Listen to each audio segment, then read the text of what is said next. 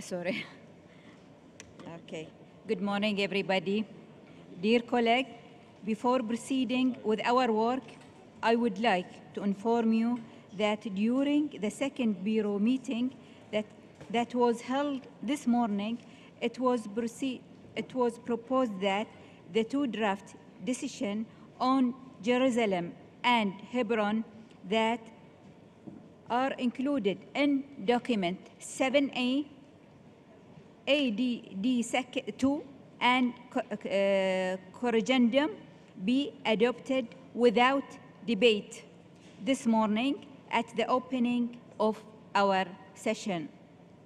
I would like, therefore, to proceed with the adoption of the draft decision 42-7A21 concerning the state of conservation, the old city of Jerusalem and its wall, and of the draft decision 42-7A28 concerning the state of conservation of Hebron Al-Khalil Old Town. Dear colleague, these draft decisions were the subject of intense negotiation and have been agreed upon by all the parties concerned. I would like, therefore, to propose to adopt them without debate. Furthermore, I would like also to inform that the consensus implies no statement or declaration be made after the adoption of these drafts. I see no objection. Draft decision 42-7A21 and 42-7A28 are adopted. Thank you.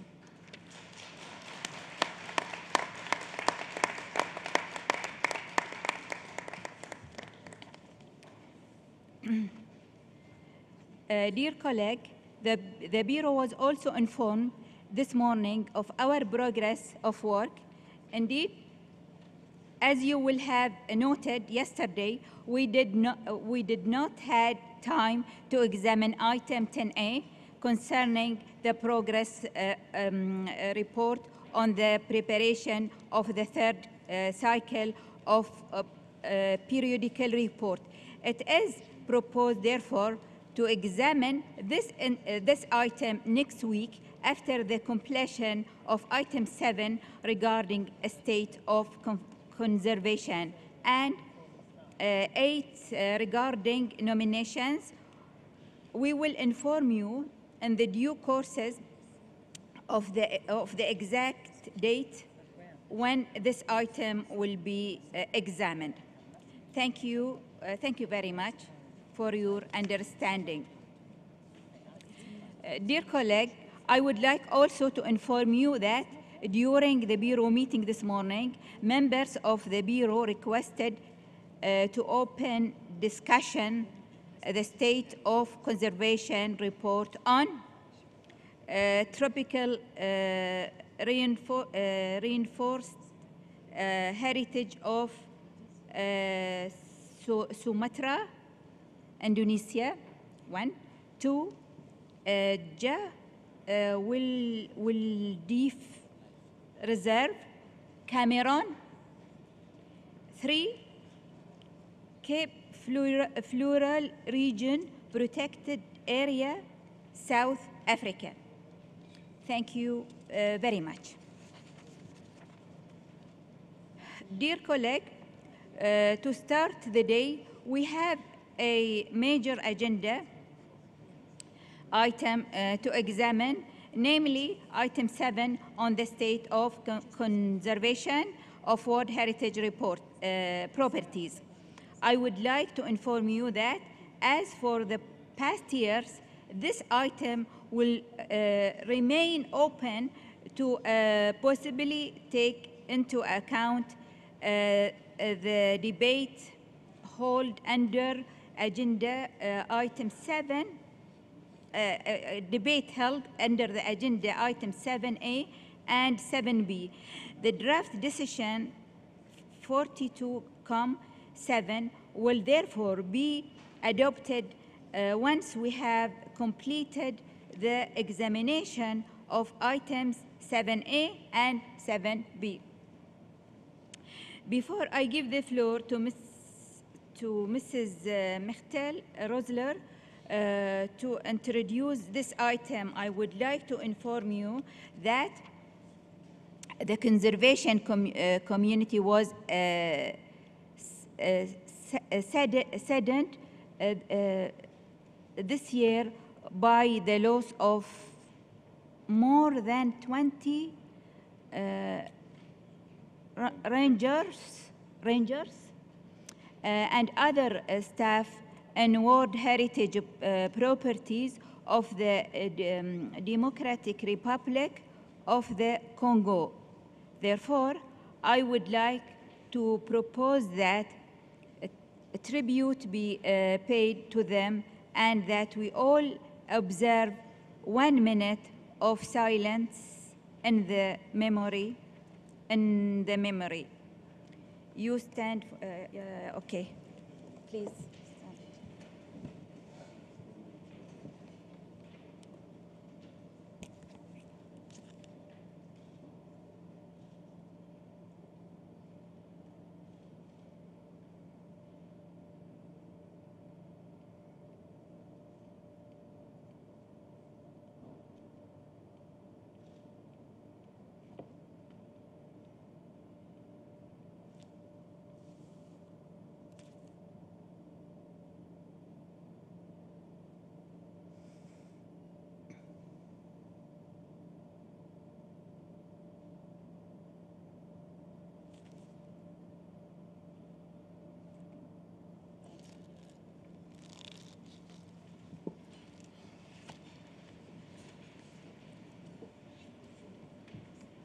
Thank you very much.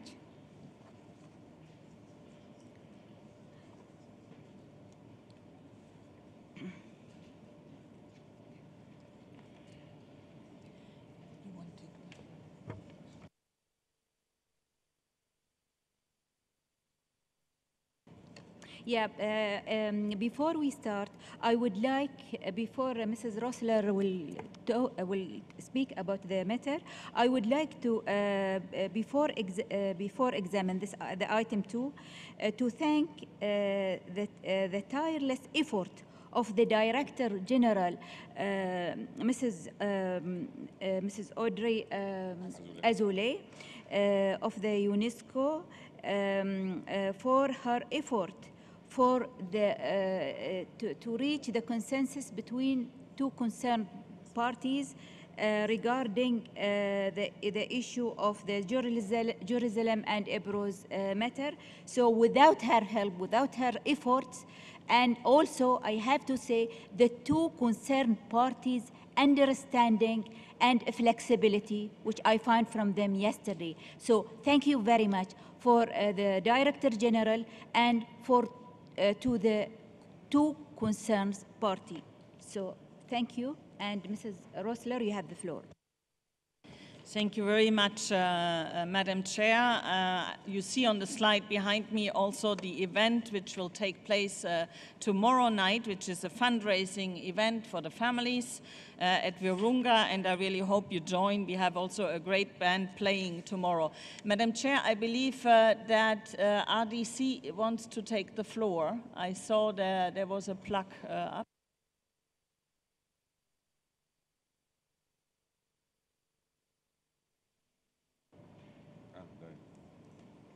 Please, you have the floor, the Congo.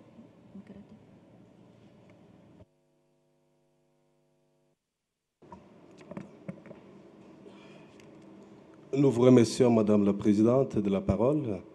Nous commençons par remercier les autorités de Bahrain pour avoir organisé cette réunion de haute importance.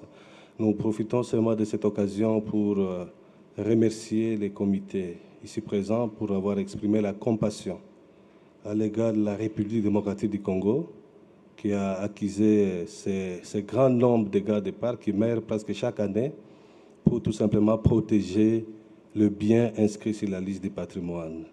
Nous voulons ici réitérer que mon pays va toujours continuer à mener ce qui relève de sa compétence pour assurer la protection des biens du patrimoine. Nous n'allons pas baisser les bras. Nous vous remercions. Thank you very much. Mrs. Rosler, please. Thank you very much for your intervention. Before we start with item 7, I would also like to tell you that the internet connection is a little bit slow. They are working on it. Or maybe it's the traffic of all the emails going out from this room. Now, let us start with item 7, which is the general item on state of conservation. Could we please have the slides? As you all know, the World Heritage Convention is one of the most successful international instruments for the conservation of natural and cultural heritage. And we have a unique monitoring, reactive monitoring process which highly contributes to the efficient monitoring of threats affecting the properties and their mitigation. You have document 7 in front of you, which is a key document on global World Heritage conservation issues and contains different parts. Document 7 provides a detailed snapshot of the factors impacting on outstanding universal value of properties, such as the lack of management plans or inadequacy in ill-advised housing or ground transport-related development projects, inappropriate management activities, tourism-related activities, illegal and extractive industries, and of course the conflict situations which we just mentioned in some parts of the world. Now, in part 1, document 7 proposes some explanatory notes on the current evaluation of the reactive monitoring process you had requested at the 40th session in 2016, and also provides an insight on the efforts we have undertaken to strengthen the dialogue with civil society organizations. In part 2, more comprehensive information is provided on emergency situations in conflict areas. Indeed, in 2018, conflicts affected 20% of all the properties reported to the World Heritage Committee. This part of document 7 alerts you, the committee, on the tragic loss of human life, and we have just looked into that question resulting from conflict situations, and on the devastating damage and continuing threats facing culture and natural heritage in general. It also provides you with detailed information and UNESCO actions to advocate and mobilize the international community for the protection of endangered cultural and natural sites. I would like to address more specifically some of the other conservation issues presented in part 3 of this comprehensive document.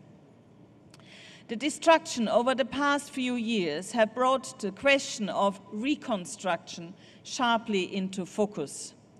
Since the last session of the committee, several international meetings have taken place or are being planned on broader issues of recovery and reconstruction. I attended myself the Global Conference on Reconstruction of Iraq, together with our Director General, attended by more than 70 countries, and which was held in Kuwait in February 2018. In terms of World Heritage, there was an international conference on reconstruction hosted by the government of Poland in Warsaw in May 2018 with 200 participants from more than 30 countries.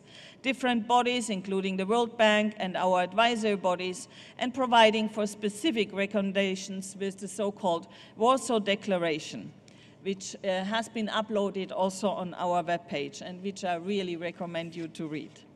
A special issue of the World Heritage Review was also published in January 2018 on World Heritage and Reconstruction with a number of specific case studies. Now, this document also addresses climate change and presents a follow-up to the decision adopted last year, including on initiatives taken by the Secretariat, the advisory bodies and some states parties towards the updating of the policy document on the impact of climate change on World Heritage properties. And you have heard yesterday Australia already intervening about a 6C on climate change. Thanks to the generous report of the State Party of the Netherlands, we will be able to start contacting experts in this field and advance with the updating of the policy. Furthermore, in response to the committee's request, the World Heritage Center, in consultation with IUCN, has completed the first global assessment on impacts of climate change on World Heritage-listed coral reefs with the generous support of the State Party of France. 40 years after the first properties were inscribed on the World Heritage List, there is there another slide, dears, behind me? There is still a significant number of properties which don't have clearly delineated boundaries. You know that the delineation of boundaries is an essential requirement for the effective management plan of the property and to ensure fully the protection of the outstanding universal value. Furthermore, it is challenging to accurately determine the potential impacts on outstanding universal value from threats posed from outside of the property without clear boundaries. So when something happens, and UNESCO and the advisory bodies have to react, and we don't know where the boundaries are, you put us in a very difficult situation. It is therefore critical that clear and manageable boundaries are proposed at the time of nomination. For the past years, the committee has been stressing the necessity for heritage impact assessments and environmental impact assessments to be conducted to evaluate the potential impacts of projects on the outstanding universal value of properties. This was actually one of the discussions of the site managers meeting last week. And you will hear from the site managers soon. These assessments need to be conducted as early as possible in the planning process and submitted to the World Heritage Center for review by the advisory bodies before any decision, which would be very difficult to reverse, is taken. Each of those should include an explicit section assessing the potential impact on the OUV, which is unfortunately often not the case. It is also important to note that HIAs and EIAs have to be proportionate to the scope and the scale of projects, with simpler assessments for smaller projects, while large-scale projects may require strategic environmental assessments. This year, next slide, yes. This year, a number of large-scale development projects is being considered in the state of conservation reports because of their impacts on World Heritage properties. Such projects can be located within or outside of the boundaries and sometimes at great distances or even in other countries, but their impact on the OUV can be a serious concern. As many such projects are designed to address transport and other issues generated outside the property or extend far beyond it, there is a need for strategic environmental assessments to be used in order to ensure a full appraisal of the wider context. With over 1.2 billion people, next slide, crossing international borders each year, tourism is increasingly a major source of growth, employment and income for many countries. However, the increasing demand for tourism infrastructure in response to rising tourism numbers require consideration of carrying capacity as well as careful monitoring and management where they pose potential impacts on OUV of the properties. This year, 50 state of conservation reports refer to problems associated with visitor management and the construction of tourism infrastructure. There is a crucial need to strengthen policies and frameworks to promote sustainable tourism. In this regard, the World Heritage and Sustainable Tourism Programme is developing a visitor management strategy and research and monitoring framework to improve the state parties' know-how and share good practices. And to this end, there will be a side event today at lunchtime. At the 32nd session in 2008, the World Heritage Committee had requested the World Heritage Center and IUCN to develop a dialogue with the International Olympic Committee, IOC, with a view of putting in place an agreement to ensure that future Olympic Games will not impact on the OUV of World Heritage Sites. In 2014, IUCN established a dialogue with IOC regarding this matter and signed in 2015 the first agreement with IOC, which has been extended until 2020. I'm very pleased to also inform you that in November 2017, the World Rowing Federation informed the World Heritage Center that it had made a commitment to respect and preserve the outstanding universal value of sites and recognize the role that the sports sector can play in supporting the conservation of these special places. It is hoped that this decision will encourage further sport federations to follow this example and include World Heritage properties within the scope of such commitments. At the 37th session in 2013, the World Heritage Committee expressed concern about the growing impact of the extractive industries on World Heritage properties and urged all states parties and leading industry stakeholders to respect the no-go commitment by not permitting extractive activities within World Heritage properties. Through the collective efforts of the Secretariat and IUCN, but also through initiatives taken by OECD in 2016, the International Petroleum Industry Environmental Conservation Association, IPECA, UNDP, and the International Finance Corporation and WWF, to name a few, come along. And I'm very pleased to announce that as today, 13 banks and financial institutions have confirmed to the Center that they have some form of policy in place. These policies are diverse, but while some restrict finance to extractive projects in World Heritage sites, others take on larger commitments not to support any activity which could threaten World Heritage, including activities outside of the properties with potential impact on OUV. This is a very encouraging development. I'm very pleased personally because I started the dialogue with the extractive industry in 1998, so it took a long time. At the 34th session in 2010, while reviewing general conservation issues, the committee noted that the availability of Earth observation technologies were continuously improving, and such techniques could provide evidence over time to determine whether some impacts on World Heritage values continue to occur or are being addressed.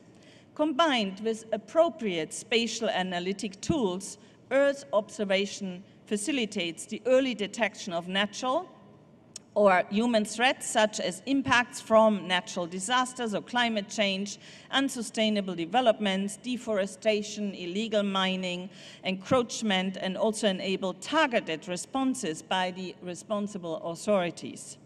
It can also provide valuable support to site managers, and especially in areas where access is restricted.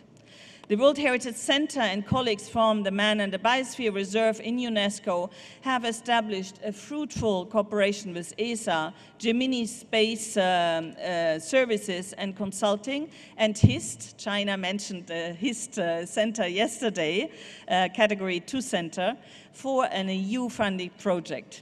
If approved, this 2-year project would assist in developing an application suite based on 8 World Heritage properties and 5 biosphere reserves, and would also include dedicated capacity building activities.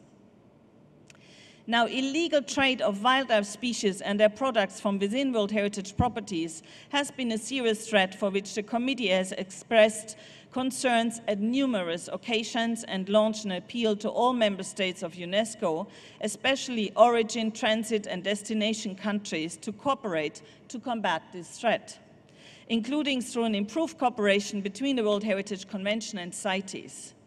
The World Heritage Center has further continued its close cooperation with the CITES Secretariat concerning the state of conservation of several properties which are heavily affected by the impacts of illegal wildlife trade, such as the islands and protected areas in the Gulf of California in Mexico.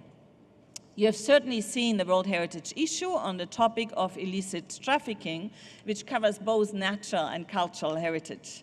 Finally, it is also to be noted that I will meet with the Secretary of the CITES Convention on the occasion of the next meeting of the Biodiversity Liaison Group of the biodiversity-related conventions in September 2018 at UNESCO headquarters. Last but not least, another significant current threat to World Heritage properties is posed by invasive alien species, and state parties are strongly encouraged to develop adequate resource strategies to eradicate invasive species in the properties and prevent their introduction or reintroduction and establishment. Such strategies should emphasize prevention, early warning, and rapid response. As you indicated, Madam Chair, draft decision 42-7 will be only discussed at the end of the session to take into account any further reflections you may have when you discuss the state of conservation under items 7A and 7B. With this, I would like to thank you very much. Many thanks, Madam Roseler. I would like now to give the floor to the advisory body for additional statements, and on behalf of the Mr. Joe King from ICROM. Please, Mr. King. Thank you very much, Madam Chair. This statement is on behalf of all three advisory bodies, ICROM, IUCN, and ICOMOS. One of the key issues that emerges from the analysis of SOC reports is the cumulative impact of threats to properties resulting from large-scale development projects. Of those threats, ones related to infrastructure, extractive industries, and tourism remain worryingly high. The potential impact of such threats is compounded by weaknesses in the available tools and systems, particularly at the individual property level. If properties have all the necessary tools, then development, whether related to infrastructure, extractive industries, tourism, or other economic or social imperatives, would only be accommodated in a manner which sustained OUV. ICOMOS, ICROM, and IUCN note that any proposed projects with the potential to adversely impact the OUV should be subject to heritage impact assessments, environmental impact assessments, or strategic environmental assessments, SEA, as early as possible and before taking decisions on whether or not to pursue such projects further. An SEA should ensure that a full appraisal of the wider context of the proposed development is undertaken, together with a full assessment of appropriate options. The ICOMOS guidance on heritage impact assessments and IUCN's World Heritage Advice Note on environmental assessment provide guidance on the principles and standards that need to be observed when undertaking impact assessments related to World Heritage properties. There is often no single solution to addressing threats. Instead, a multifaceted approach is needed in this regard.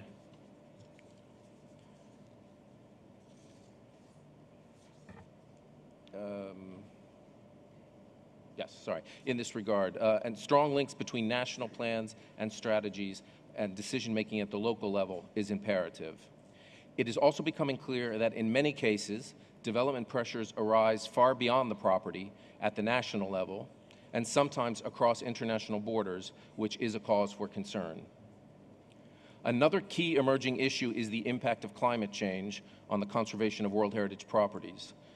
The number of properties affected by climate change is increasing, with 11 such properties reported in the State of Conservation reports this year. Owing to the complexity and the indirect impacts of climate change, it's likely that these threats are not fully accounted for in all of the properties being reported on.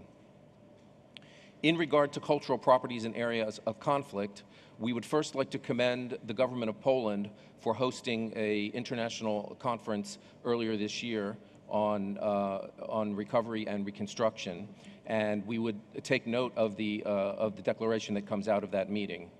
Also in relation to conflict, we note the continued damage to by illegal archaeological excavations and looting and illegal trade. Poaching and illegal logging of endangered species continues to impact upon the conservation of natural World Heritage properties, driven primarily by illegal trade. It is estimated that no less than 45% of natural properties are affected by the illegal harvesting of wild animals and plants listed under the CITES, under CITES, the Convention on International Trade in Endangered Species of Wild Fauna and Flora. IUCN contributes to CITES to assist state parties in making scientifically informed decisions regarding international trade of species and to ensure international trade is non-detrimental to wild populations.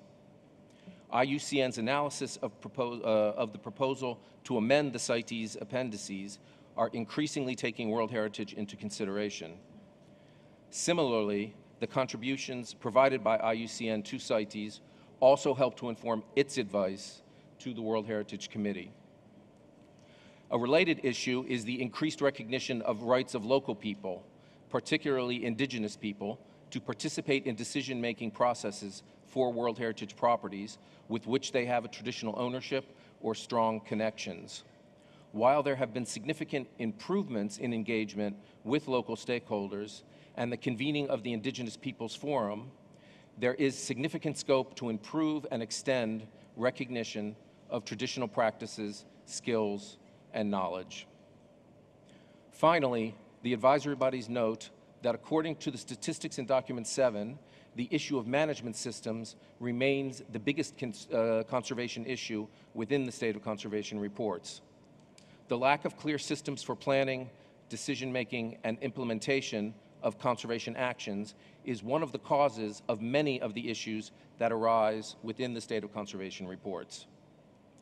As site managers are one of the key actors within a site management system, the advisory bodies consider the launching last year of the Site Managers Forum as a very positive step in improving management systems at World Heritage properties. The advisory bodies would first want to thank the government of Poland for launching the idea last year at the 41st session. With the partnership of the Bahrain Authority for Culture and Antiquities, and again with the National Heritage Board of Poland, we were able to take the forum even further this year, creating a place for exchange of ideas and experience, and hopefully creating a lasting network of site managers. You will hear the results of the forum a bit later, and we very much hope that these fora will be able to continue on an annual basis into the future. Thank you very much, Madam Chair, for giving the advisory bodies the floor. Thank you very much, Mr. King. I would like to know if you have any comments or questions. Okay. Norway, please. Thank you, Madam Chair, for giving me the floor. The Norwegian delegation would like to thank the Secretariat for the comprehensive report, which is an instrumental tool for carrying out the work in the committee. In line with the Sustainable Development Goals, we would like to emphasize the critical role that a healthy environment plays in addressing challenges, including poverty, climate change, and food and water security. The conservation of World Heritage is essential for local communities who depend on the environmental products and services that the ecosystems provide. As Australia pointed out yesterday, the state parties have themselves nominated their World Heritage properties based on their outstanding universal value. It is the role, responsibility, and function of the committee to give advice related to the conservation and protection of these inscribed properties. Target 4 under Sustainable Development Goal 11 also highlights the need to strengthen efforts to protect and safeguard the world's cultural and natural heritage.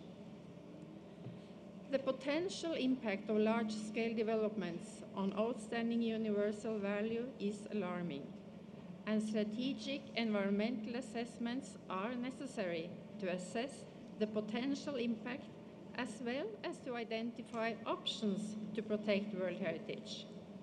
Integration of heritage values and protection in overall planning processes is getting ever more critical. We must respect the right to pursue economic development, but the impact on the outstanding universal value cannot be compromised. We must identify economic activities which conserve and enhance value for people and nature over the long term. And it is a common responsibility to provide support where socio-economic development is needed. World Heritage is of common importance for present and future generations, and we encourage all state members to take this into consideration when we now are entering agenda items 7A and 7B. Thank you, Madam Chair. Thank you very much. Now I give the floor to the representative of Spain.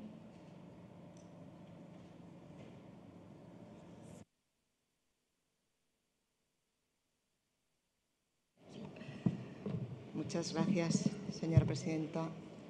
Muy brevemente, para agradecer el trabajo que desde la Secretaría, el Centro de Patrimonio y los organismos evaluadores se está haciendo para proveer de instrumentos adicionales que guían el trabajo complejo de la conservación y de la gestión de los sitios, sean o no patrimonio mundial. Digo complejidad porque, como bien ha sido expuesto, son muchos los riesgos, las amenazas, los desafíos que han de ser tenidos en cuenta en el día a día de la conservación y, como bien ha señalado la delegación de Noruega, en un mundo en el que el desarrollo sostenible va guiando la actuación a todos los niveles de responsabilidad. Y por ello quiero reiterar ese agradecimiento de contar con esas directrices que permiten, en las que podemos apoyarnos a la hora de poder realizar esas necesarias evaluaciones de impacto ambiental, cultural o medioambiental, o que nos animan a incorporar a las comunidades. Sin embargo, no debemos olvidar que, aunque contemos con esos instrumentos, necesitamos también contar con las capacidades para utilizarlos, para poderlos ponerlos en prácticas, y volvemos a eso de lo que hablábamos ayer, de la necesaria capacitación. Reitero, por tanto, mi reconocimiento por esa labor de asesoría, dotando de estos útiles instrumentos para nuestro trabajo. Muchísimas gracias. Thank you very much. Now I give the floor to the representative of Angola.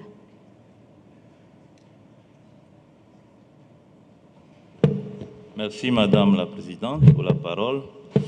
Nous avons bien pris note du rapport sur l'état de conservation des biens inscrits sur la liste du patrimoine mondial et félicitons les organisations consultatives pour cela.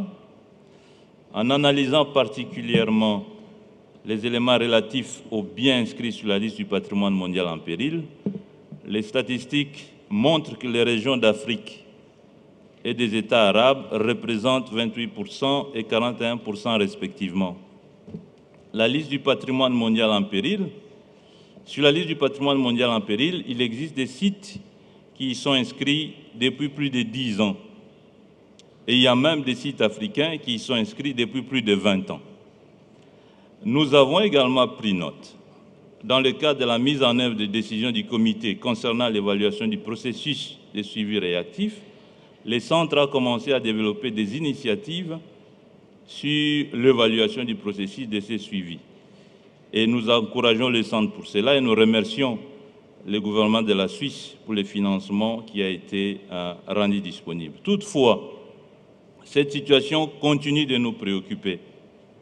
Nous aimerions à cet égard avoir certaines précisions de la part des organisations consultatives concernant les points suivants. En considérant toutes les menaces qui pèsent sur les sites, est-ce qu'il est possible que les sites maintiennent leur valeur universelle exceptionnelle pendant plus de 20 ans? Si les efforts sont réellement déployés pendant tout ce temps, ne devrait-on pas observer des avancées significatives devant aider de sortir ces sites de la liste en péril pour qu'ils réintègrent la liste du patrimoine mondial? Le fait de maintenir ces sites sur la liste du patrimoine mondial en péril pendant tout ce temps bénéficie-t-il à l'État partie et à ses populations? Est-il crédible pour la Convention et pour le comité que ces sites continuent à être maintenus sur la liste du patrimoine mondial en péril? Étant donné que les orientations ne contiennent aucune disposition spécifique sur ce type de cas, nous aimerions avoir l'avis du conseiller juridique, s'il est possible, soit de demander la réalisation d'un audit indépendant pour ces sites inscrits pendant plus de 10 ans sur la liste du patrimoine mondial en péril, soit de mettre en place un groupe ad hoc pour la révision des orientations concernant les sites inscrits sur la liste du patrimoine mondial en péril pendant plus de 10 ans. Nous avons besoin d'avoir des directives claires concernant cette étude des cas. Je vous remercie, Madame la Présidente. Merci beaucoup. Et maintenant, je donne la parole au Brésil. Thank you, Madam Chairperson. A very brief intervention just to congratulate the director of the World Heritage Center and also the representative of ICROM for their extraordinary reports. I also would like to remark that we fully share the very importance of addressing the challenges posed by climate change, sustainable tourism. I would also like to congratulate for the initiative concerning the organization of Olympic Games, and also with regard to the need to avoid extractive activities, especially in natural parks. I would also like to point out that as important as post-conflict strategies is the need to have a very prompt strategy in the case of natural disasters. And I believe we should also be very alert to this and with some mobilization strategy in the case they happen. Thank you so much. Thank you very much. And now I give the floor to the representative of Australia. Thank you.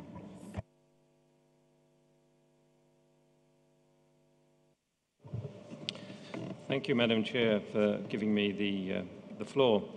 Australia, too, would like to thank the World Heritage Centre and the advisory bodies for their informative report on the conservation issues facing World Heritage properties around the globe.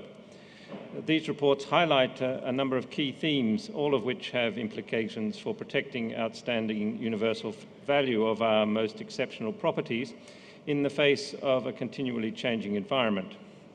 How to manage the attributes of outstanding universal value in this changing environment should be front and centre of all conservation discussions. All threats faced by World Heritage sites are indeed some form of change, whether it be in the environment, socially or economically.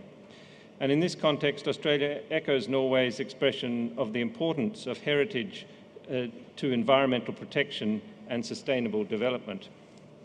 All of these threats and issues outlined in the papers have a level of importance to us as states parties, both in technical and policy context. However, allow me to highlight two issues of particular importance. Climate change, as we know, has both direct and indirect impacts on World Heritage properties, and there is a need to address how we manage these impacts at a property level through adaptation strategies. We'd like to emphasise the importance of the current process to update the World Heritage Climate Change Policy and to develop an implementation plan.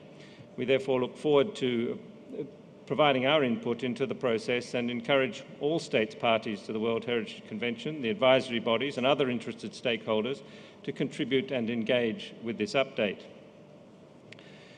Through our assessment of the range of state of conservation reports before the committee this year and from the reports of the advisory bodies, it's evident that illegal wildlife trade remains a major threat for national World Heritage properties and one which takes its toll not only on wildlife but on communities, rangers and management staff.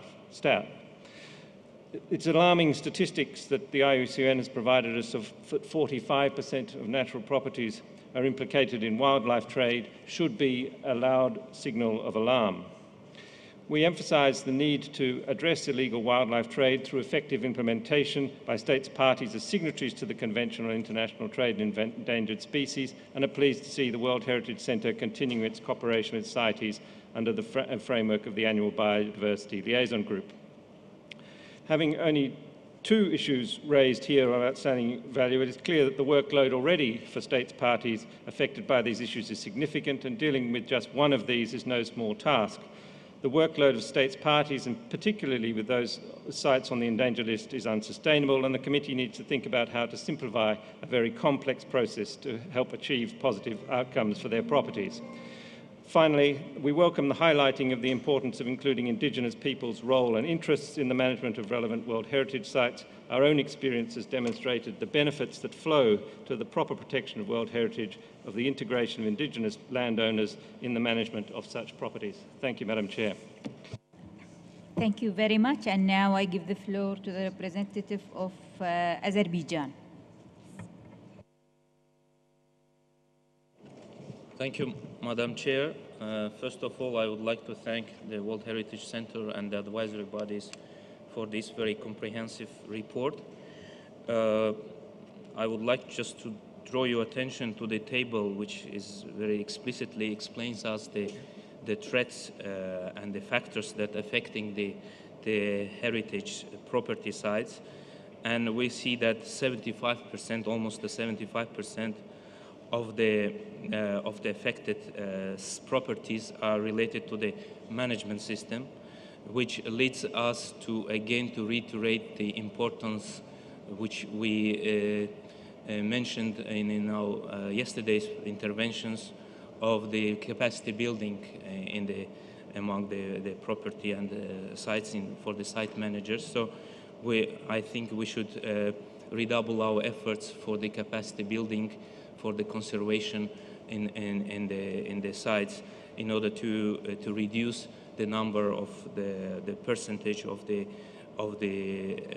management systems affects the sites. I would like also to touch upon the monitoring system. We fully understand and realize the importance of the reporting and the missions to the sites, but with this limited with the scarcity of the financial resources, we believe that the frequency of these missions and the reporting requests can be reduced, which will save the financing and the time for the state parties as well. Of course, it only applies to the World Heritage properties. World Heritage properties in the list, not in the list of the danger, but we think that this kind of approach with reducing the frequency of the reports and the missions will definitely bring results in terms of saving the financial resources. Would like also to touch upon the issue of the emergency situations. Of course, we share fully the concerns of the World Heritage Center and advisory bodies with the sites that are affected by conflicts and natural disasters.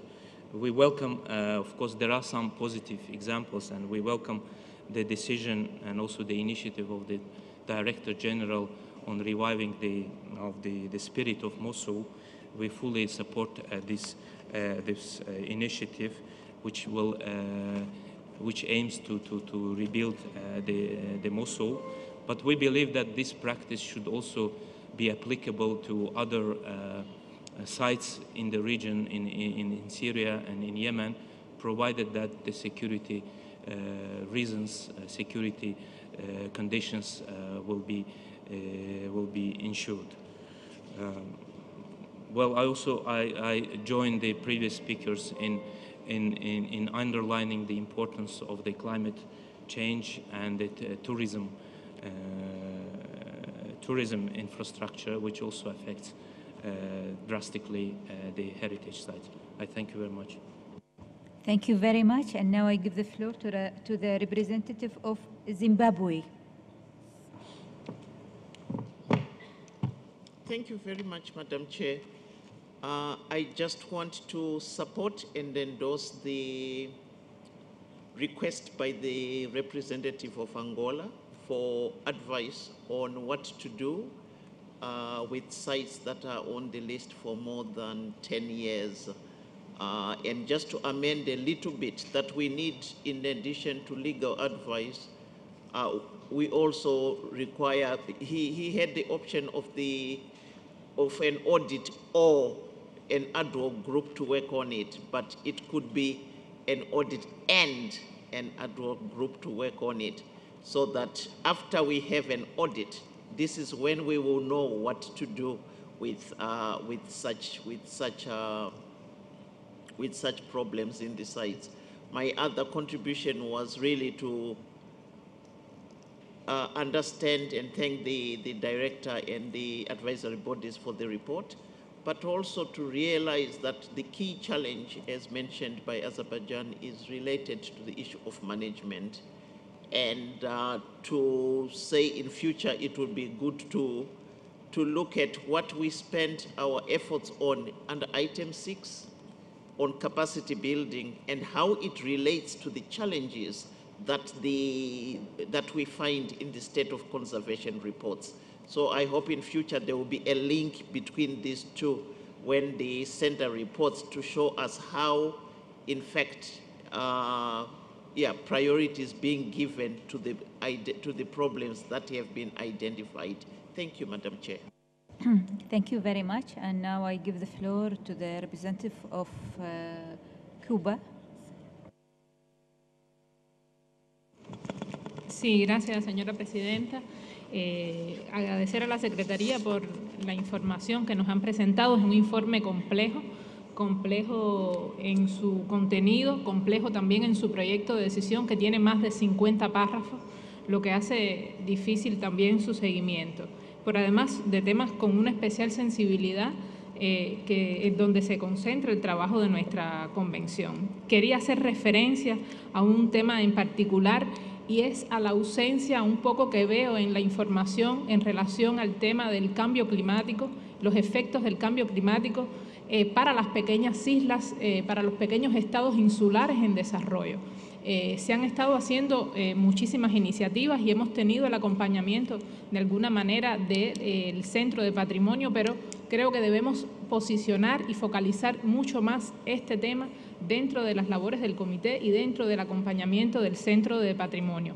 En estos momentos se han hecho algunas acciones. El año pasado en Jamaica, mediante un proyecto de participación, se pudo hacer un evento sobre el impacto del patrimonio, el impacto del cambio climático en el patrimonio, y Cuba este año ha presentado un proyecto en el programa de participación de carácter regional con varios países de la región para analizar un grupo de cuestiones que impactan el tema del patrimonio en la región, en los pequeños estados insulares de América Latina y el Caribe. Esperemos que este pueda contar con el apoyo del Centro de Patrimonio, que justamente busca eso, compartir experiencias en el tema de la mitigación de los efectos del cambio climático y su impacto en el patrimonio, que no solamente van en el cambio climático, también en el tema del desarrollo de un turismo sostenible. Por eso nos parece muy importante que este sea un tema que gane mayor visibilidad y mayor coherencia dentro de este tipo de informes. También debemos hacer referencia a otros instrumentos que se trabajan dentro de la organización,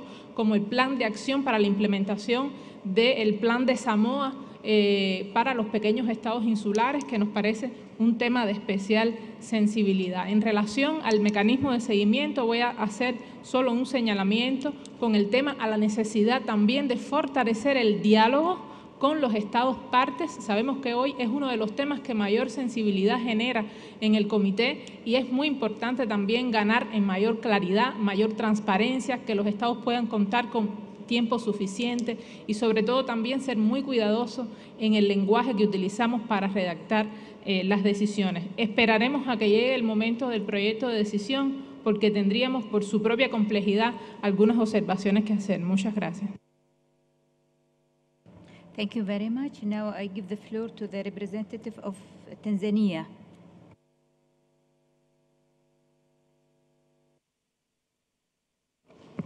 Thank you, Chair. I want to support Angola and Zimbabwe and the other distinguished delegates who talked about the issue of long-term stay on the World Heritage in danger. There are sites that have no war, no conflict, and there's no insecurity, but still don't have the corrective measures in place, and they don't have the desired state of conservation for removal. And a site is on the danger list for more than 10 years. We do understand that there are challenges that can be affected because of the financial concerns of the state parties concerned. But I also do understand, according to the convention, it's the law of every member of the convention to assist and to find out which possibilities can help to protect these protected World Heritage sites. And yet we also see from the advisory bodies and probably from the World Heritage Center where you start with one problem or two problems or three problems, but as missions come to the site, they keep on putting on other things. That will definitely put the World Heritage Site in danger list forever because we don't have any site, I don't know, maybe in other places, where you get a site without challenges. The Tanzanian delegation will really seriously advise that once we have some issues that really have put the site on danger, let us dwell on those ones.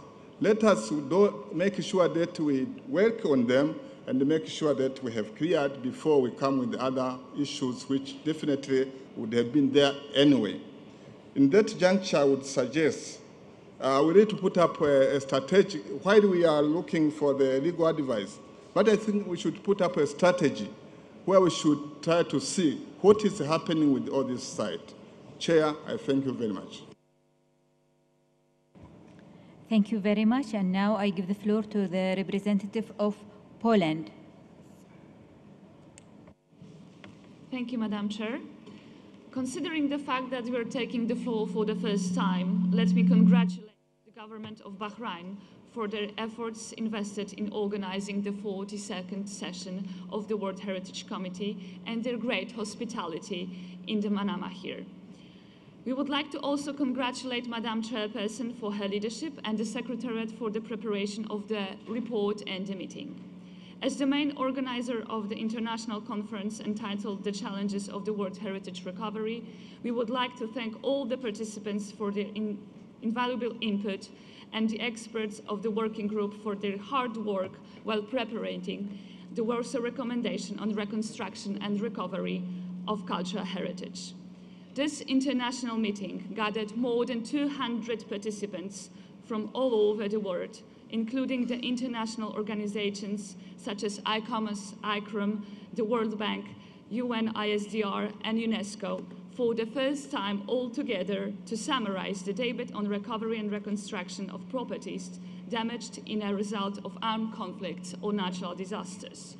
Taking into consideration the example of Warsaw, the history of its destruction, spiritual reconstruction and recovery of the city, which was appreciated by the international community through exceptional inscription on the World Heritage List in 1980, we follow our obligation to share this powerful example as a point of departure for further reflections on current challenges. In the Warsaw Recommendation, we proposed a set of principles regarding values, conservation doctrine, sustainability, resilience, and capacities.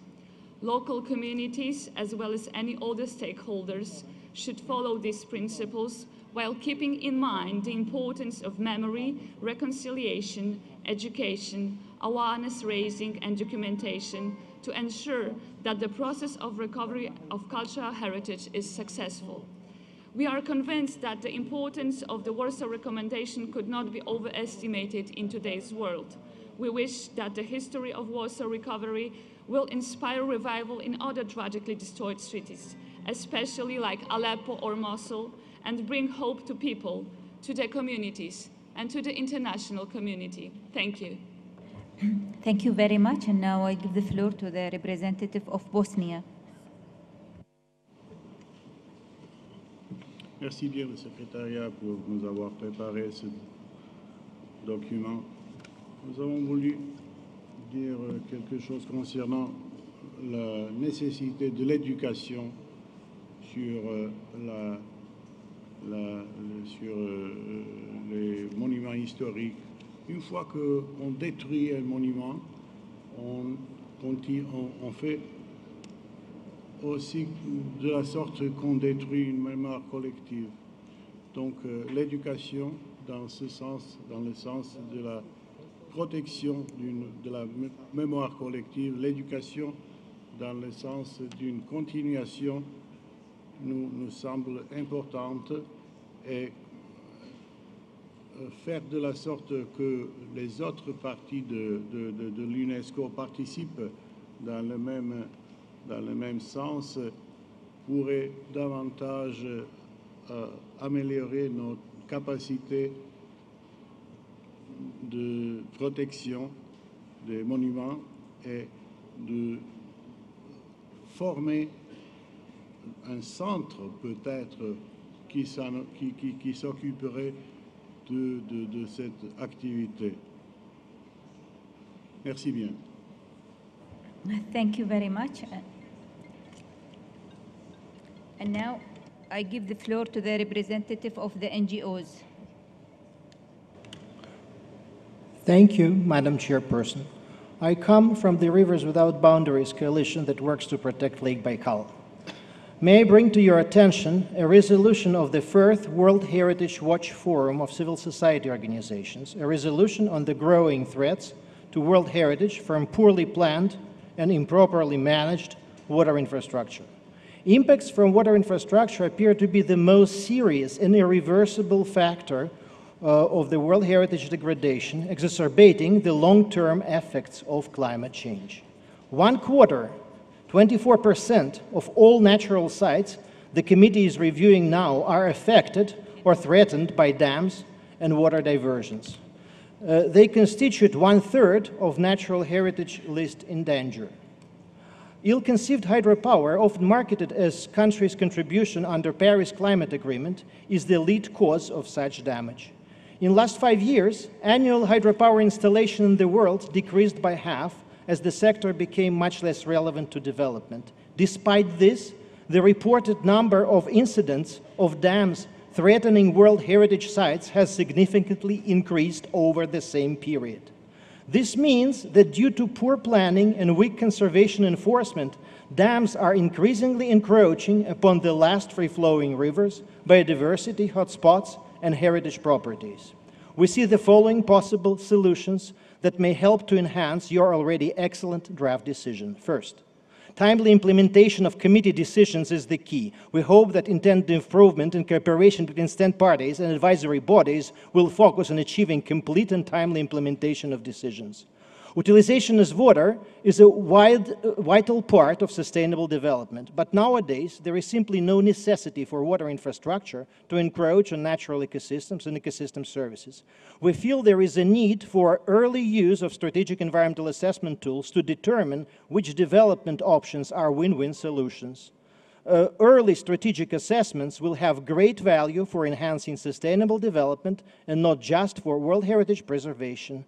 Therefore, we recommend preemptively subject to strategic assessment not only large projects, but their sources of origin, such as spatial development plans, river basin management plans, economic corridor schemes.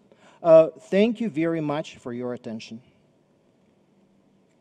Thank you very much. And now I give the floor to the representative of Kenya. Madam Chair, since this is the first time Kenya is taking the podium, we wish to congratulate the Kingdom of Bahrain for organizing this session of World Heritage and the warm welcome. Kenya will be hosting the first ever global high-level conference on sustainable blue economy. The conference will be held at Kenyatta International Conference in Nairobi from the 26th to the 28th of November 2018. The conference aims at providing a global forum for advancing global conversation on two important pillars of the blue economy. These are sustainability, climate change, and controlling pollution on one hand, and production, accelerated economic growth, jobs, and poverty alleviation on the other. The blue economy presents alternatives that can augment the achievement of the UN 2030 Agenda for Sustainable Development. The conference will therefore discuss how to use the oceans, seas, lakes, and rivers, which are our common heritage, to accelerate sustainable economic growth, building sustainable livelihoods, job creation, poverty alleviation. It will also discuss challenges facing the blue economy sector, such as pollution, waste management, overexploitation, and security. Kenya invites you, the committee, and the state parties to participate and share ideas and exchange views, new knowledge, technologies and innovation, strategies and experiences that can catalyze establishment of sustainable partnership and project in the cultural, economic, socio, environmental, technological, scientific, and governance issues of the blue economy. The proposed outcomes of the conference include co-host initiative and promise on blue economy, business deals, technology, sharing and partnership agreements, a pledging board on productive and sustainability pillars for individuals, government, businesses, civil society, and conference report and summary. Already, 3 heads of state have confirmed their participation, and several countries have pledged monetary assistance, technical and in kind. The pledging session is still on. Welcome to the high-level conference on sustainable blue economy in Kenya in November. Thank you, Madam President. Thank you very much. And now I give the floor to Mrs. Rossler to reply to your inquiries. Thank you very much, Madam Chair. I would like to thank all the delegations, committee members and observers for the very rich and, I think, very constructive debate on this item. Let me briefly react to 2 points. First of all, the interventions from Angola, Zimbabwe, Tanzania, etc., on a potential audit or evaluation of the reactive monitoring process linked to the question why sites are for such a long time on the danger list. First of all, we looked into the figures, and you have exactly 23 properties on the danger list which have been on this danger list for at least 10 years. So it's 23, which is less than half of the danger list. Now, secondly, I may have been a little bit short because I wanted not to make too long interventions, but actually this committee has already decided to have a reactive monitoring evaluation, which is going on and which you have described on page 6 of your document. It was your decision 40.7 which looked into promoting a better understanding of the list of World Heritage in danger, but specifically to evaluate the effectiveness of reactive monitoring, including procedures and case studies. Now, we put this on the marketplace because we didn't have funding for it, and we got the funding, as we indicated, which benefits from the generous support of the State Party of Switzerland. And the process is actually ongoing. So I wanted to tell you that we report to the 43rd session of the committee in 2019 on this project, which gives you much more details, and based on this you can take more informed decision in this regard. The second point I would like to make, and thank you very much for the interventions from Norway, Australia and Cuba, especially on climate change related issues. Definitely, it's a threat we have identified as a key threat to World Heritage properties.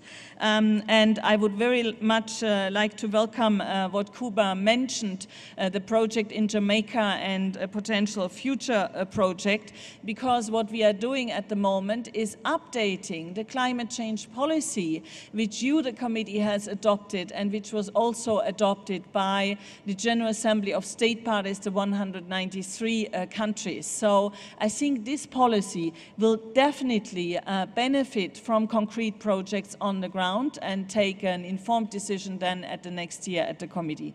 And I believe the advisory bodies would like to make more statements. Thank you. Thank you, Madam Chair. The advisory bodies acknowledge the issues that are raised by the representative of the State Party of Angola and others. And in relation to the question about whether outstanding universal value can be maintained after a long period on the in danger list, we believe that the answer is an unquestionable yes. It's a question of the framework and process for ensuring that the risks and threats to that outstanding universal value are properly addressed.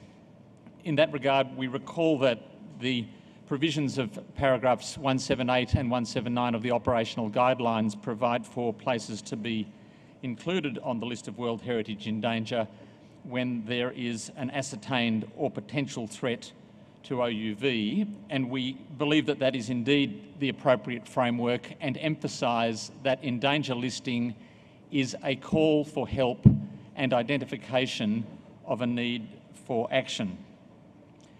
We acknowledge that a number of properties have been on the list for a long time, and thank the Director for the specific number of 23, of which 8 are cultural properties.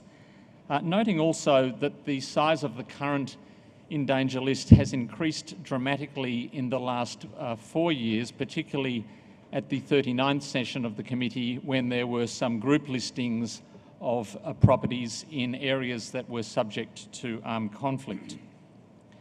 However, the reality is that over the period of the committee's operation, the in danger system clearly works. And through the identification of the desired state of conservation for removal and the corrective measures, a framework is provided for the issues that give rise to threats to outstanding universal value to be addressed. Which leaves the question, why are properties on the in danger list for a long time? Look, in some cases it is because there is a lack of action by the state party, but that is not the majority. In far more cases, the questions relate to a lack of resources and more recently external factors such as armed conflict, which simply prevent corrective measures from even being identified, let alone being taken. So the response to these issues is of course centred on capacity building, and it should be noted that with respect to the properties that are in areas of armed conflict, capacity building is possible remotely and off-site, ready for the improvements in the security situation. So ICOMOS and the advisory bodies believe that it is indeed appropriate for the committee to take a strategic approach, an approach which needs to be centred on resourcing and capacity building rather than perhaps too much focus on the reporting and protocols, noting that a review of the reactive monitoring process is already underway. Thank you, Madam Chair. I think that IUCN and ICROM also wish to comment. Thank you very much. Please have it. Thank you, Madam Chair. Perhaps just to supplement my colleagues' comments in response. There's been several mentions already about IUCN's World Heritage Outlook, and we will have a side event today on this. This is IUCN's attempt to more comprehensively understand the nature of the threats and more systematically find solutions that are needed to address those. So the statistics in Outlook are also alarming. We know that only one third of the sites have a poor conservation outlook. 80% of the threat categories have increased in the period between assessments, and protection and management standards are regrettably slipping. So I think it's very clear that we're pressing hard in on these precious places.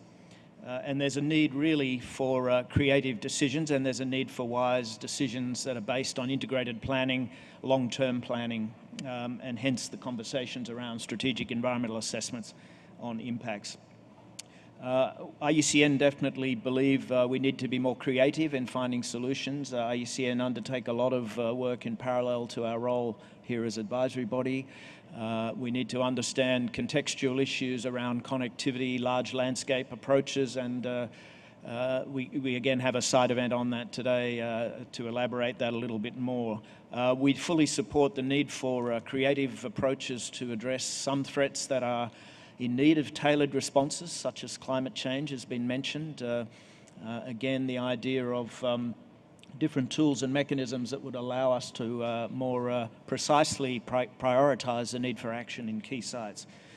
I think also just to remind the committee that I believe the committee has called for costed action plans, which we believe should be timetabled in relation to sites on the danger list. And I think that this particular measure, if it can be operationalised more clearly, would give us the menu of actions that are required and more precision in the resourcing that would allow us to mobilise those resources more effectively. So again, IUCN is a very willing and active partner in how we might collectively find more creative solutions to address this raft of threats. Thank you, Madam Chair. Thank you very much. The ECOMOS, you would like to, please, ECOMOS. Thank you, Madam Chair. Just a few quick points. Thank you. Just a few quick points. In the area of climate change, first we would note that Australia actually made a proposal yesterday that we make that the 6th C.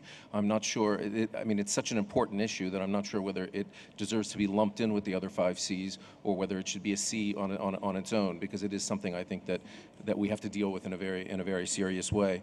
On the topic of climate change, I would just like to remind everyone that usually the discussions of climate change tend to revolve around effects on natural heritage properties. But the truth of the matter is that there are significant, very significant potential impacts also on cultural heritage properties. And so I think it's something that both ECOMOS and ECROM are also very much concerned with. And I think within the World Heritage leadership, again, we're trying to sort of package the issue of climate change and its effects on both cultural and natural heritage into our work on resilience. Second point goes to some of the comments of Zimbabwe and I believe Azerbaijan on linking capacity building with the issues related to the threats within the state of conservation reports. I think that is actually something that within the World Heritage Capacity Building Strategy that was approved in 2011, that is exactly what we did try to do. We tried to look at what some of the main threats at World Heritage sites were and to try to design that strategy around some of the most important threats. The cultural nature linkages, for example, actually did come out of that because that was actually seen as one of the important threats. But I do believe that it's worth the efforts as proposed by Zimbabwe to do some monitoring on that and to come back to the committee and look at how we're doing essentially in relation to trying to deal with those threats within our capacity building efforts. Third point, just very briefly, from Brazil, talked about the fact that we need to focus not just on climate, but also on natural disasters. And indeed, we are trying to do that within the work that we're doing on resilience. I think all of us are doing that. There's a tendency for us to focus more on climate, on conflict, because it's something that's front and center, I think, in the news and something that we all are paying attention to. But natural disasters are definitely something that we're looking at, and we're trying to build capacities through a variety of actions at the regional level and at the international level. Finally, and the last point that I wanted to make was on the Polish intervention on the Warsaw Declaration. And again, I wanted to thank the government of Poland for that and for putting forward the Warsaw Declaration. ECROM believes strongly that this document is important because it puts the activity of reconstruction within a larger context of recovery. That is, the aim is not to reconstruct cultural heritage cultural heritage. It is to provide recovery for communities and heritage. And sometimes that will involve reconstruction, sometimes that may just involve restoration or consolidation or a variety of other activities, and should also include community recovery efforts, not just to the physical heritage itself. And so we do think that the Warsaw Declaration is a very important document, and again, we thank the government of Poland for hosting that meeting. Thank you very much, Madam Chair. Thank you very much. And now I see that Zimbabwe asked for to speak the second time. Please, I give you the floor, but please, we are just ahead of the time, and be careful about the time. Thank you. Thank you, Madam Chair. I won't take time. I just want to appreciate the clarification by the Director on the evaluation of the reactive monitoring missions that is taking place, but also to really specify that there is a difference, unless their terms of reference do actually address the issue of sites that have been on the endangered list for more than 10 years. That would be a different subject. So either a new additional component be put into this current exercise, or it is really not addressing exactly the questions or the concerns that we have expressed. Thank you very much. Now I give the floor to Angola. Merci Madame la Présidente. Nous avons pris note des réponses qui ont été présentées par les organisations consultatives et les centres pour appuyer ce que dit le Zimbabwe. Donc nous avons pris note de ce qui est en train d'être fait, mais nous pensons que nous reviendrons sur ce sujet, comme il reste ouvert. Donc nous reviendrons pour proposer un amendement peut-être au projet de décision plus tard. Merci. Thank you very much. Now I give the floor to Mrs. Rossler to answer your queries. Thank you very much, Madam Chair, and I would like to thank the Ambassador of Zimbabwe and Angola for their intervention. Just to clarify, it is in the terms of reference, but we can further strengthen it with a focus on those sites which have been on the danger list for more than 10 years. If this is... Okay, she's saying yes. Okay, thank you. Thank you very much. Now, dear colleague, according to the paragraph 190 of the operational guideline, the committee shall review annually the state of conservation of the properties on the list of World Heritage Endangered. We have now reached this crucial part of our agenda, which is at the heart of the convention. Before we start with the examination,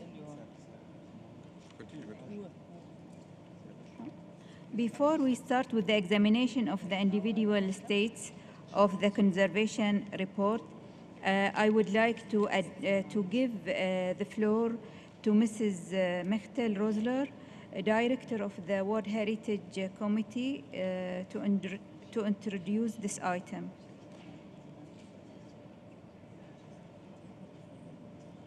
I think, Madam Chair, that we have now the site managers coming, if I'm not mistaken, to tell you the results. Yes?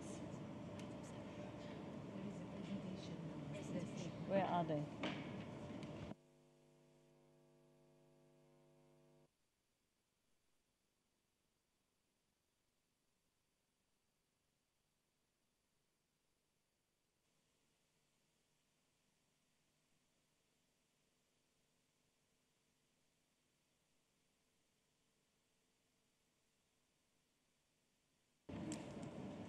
And now I give the floor to the representative of Cuba.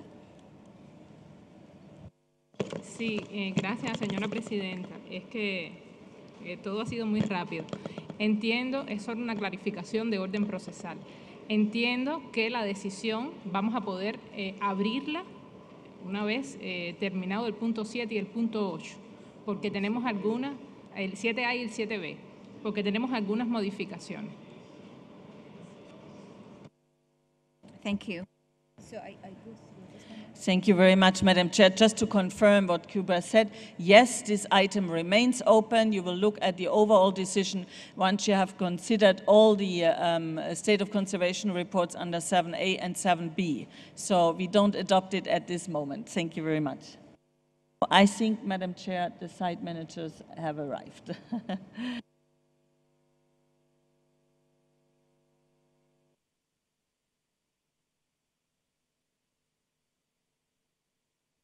As you are all know, the second edition of the World Heritage Site Manager Forum has started in Manama on 21st of June.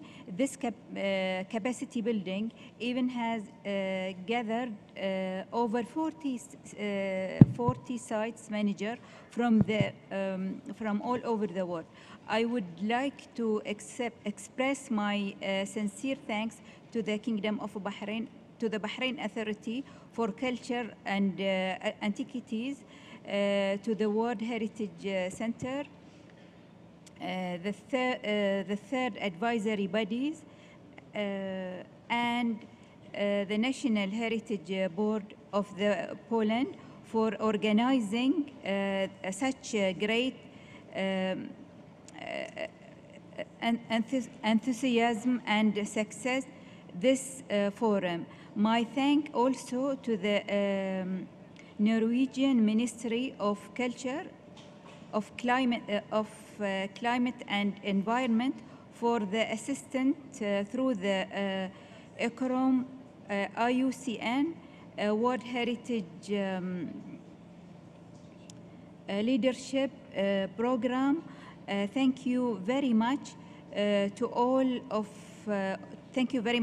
you for having made this event possible. I will now like to give the floor to Mr. John Zolo, site manager of the Zambian site of the World Heritage property of Victoria Falls, Mozi Austania, to give us a few words on the forum. You have the floor, please. Thank you so much, Madam Chair. And to all the distinguished chair committee members, ladies and gentlemen, we'd like to thank you for giving us this opportunity as site managers from around the world to give you a presentation. But however, this I didn't do it by myself.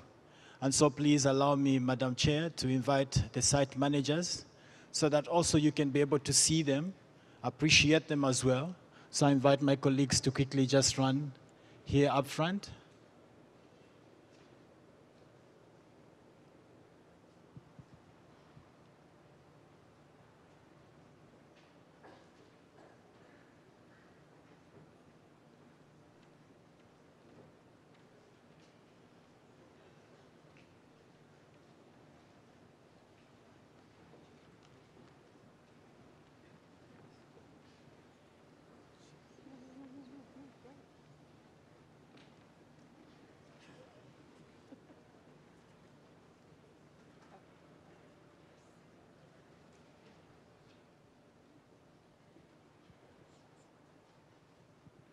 Thank you so much. Madam Chair, this is a statement that has been made by the site managers regarding the forum that we had. And our title of this statement is Recognition and Inclusion. The second World Heritage Site Managers Forum was held in Manama, Kingdom of Bahrain, from the 21st of June to the 28th of June 2018. The participants of the forum included 44 site managers of their respective World Heritage properties in 33 state parties, namely Australia, Bahrain, Barbados, Belize, Botswana, Burkina Faso, Cuba, Cyprus, Germany, Jordan, Italy, Lesotho, Louisiana, Malaysia, Malawi, Mali, Manama, Norway, Pakistan, Poland, Republic of Korea, Romania, St. Kitts and Nevis, Saudi Arabia, Senegal, Sierra Leone, Slovenia, Sweden, Turkey, United Republic of Tanzania, the United States of America, Zambia, and Zimbabwe. The participants of the forum discussed and exchanged stimulating, constructive debates on their role and responsibilities, as well as challenges they face in the management of the World Heritage properties. The forum also served as a platform to assess their capacity building needs in the implementation of the World Heritage Convention at the local and regional levels. As an outcome of these discussions and exchanges, the participants of the forum would like to address the following observations and make recommendations to the honorable delegates of this distinguished committee. May I hand over to Anna? Recognitions. We observe that our World Heritage properties differ greatly in size, type, age, and scope, and our management system are very diverse. Our role as coordinators of this management system and the daily challenges and responsibilities we face are very similar. We, as site managers, require interdisciplinary experiences and knowledge and deal with complex and time-sensitive issues to ensure the sustainability of our sites. The term site managers does not fully capture this complexity and incorrectly implies that it is a task undertaken by a single person. We suggest that the World Heritage System could better recognize, in a formal way, the complexities of site managers' roles and responsibility and strengthen their mandates and recognitions in the national and international context. This would better enable us to act through our formal recognitions, institutional backing, adequate resources, and timely access to information and data as bridges delivering the values and ideas of the conventions to the local fabric of society. We understand our task to conserve and protect the World Heritage properties goes beyond the physical attributes of the site and includes the entire environment and interaction with communities. Further, we acknowledge that our duties are sometimes carried out during times of conflict and crisis, and as such, there is a need to protect our site management teams in their daily duties. As guardians, we require your assistance to protect the OUV of our precious properties we care for on a daily basis by means of transparent, informed, and responsible decision-making, which emphasizes the needs of the heritage above short-term political and diplomatic interests. As communicators, we play an important role in the empowering of local participation, inclusive of various communities and historical narratives, identification with and ownership of World Heritage. In this role, we ask you to assist us in creating networks and channels for the exchange of our concerns, experience, and knowledge among each other, including at the sub-regional, regional, and global levels. Inclusion. We recognize the importance of exchanging our experiences and good practices in the World Heritage management, and we highly recommend that the organization of an annual Site Manager Forum in the context of World Heritage Committee sessions is continued and institutionalized to allow for our better inclusion in the World Heritage system. It is vital to involve site managers in this process at an early stage to strengthen our capacities and to recognize needs and opportunities in this context. We therefore encourage state parties to develop national capacity building strategies and to support site managers' participation in this annual forum and other capacity building opportunities. We invite the state parties to include site managers in their delegations to the World Heritage Committee to allow us to understand the circumstances of development and adoption of the policies and decisions we are expected to implement. Our presence and inclusion could be a mechanism to enhance and guarantee credible and transparent decision-making through dialogue. We can offer informed insights which could lead to more effective and efficient management processes, prevention and resolution of conflicts that might arise.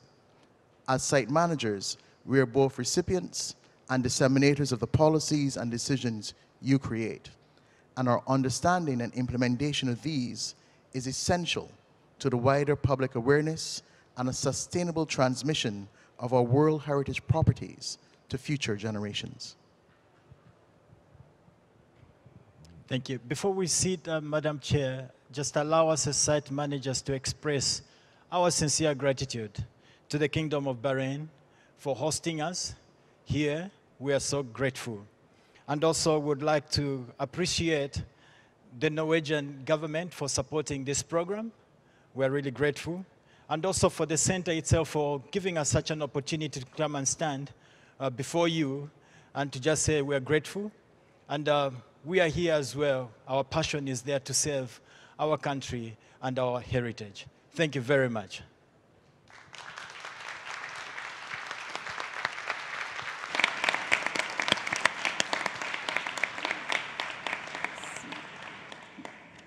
Many thanks for this very inspiring feedback and from the site managers. And I wish you all the success. Do you have any comments before we continue our program? No? No. Thank you very much.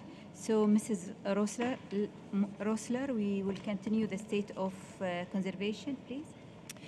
Thank you very much, Madam Chair. We now start with item 7A. 7A, you have the list of documents on the screen behind me, and you had also the INF 7 REV 2 document. There were some other presentations made by the Bureau for opening of sites, so there will be a new REV issued very shortly.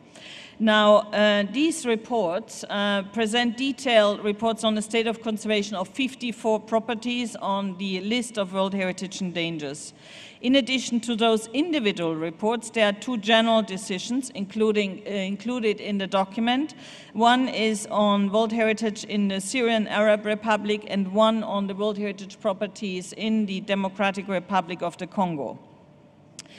I would like to draw your attention to the fact that less than half, which means 25 of the 54 requested state of conservation reports were received by the World Heritage Center by the statutory deadline of 1st of February, making the timely preparation of this document very challenging. 5 reports were not received at all, so we cannot report with information from the state parties to you.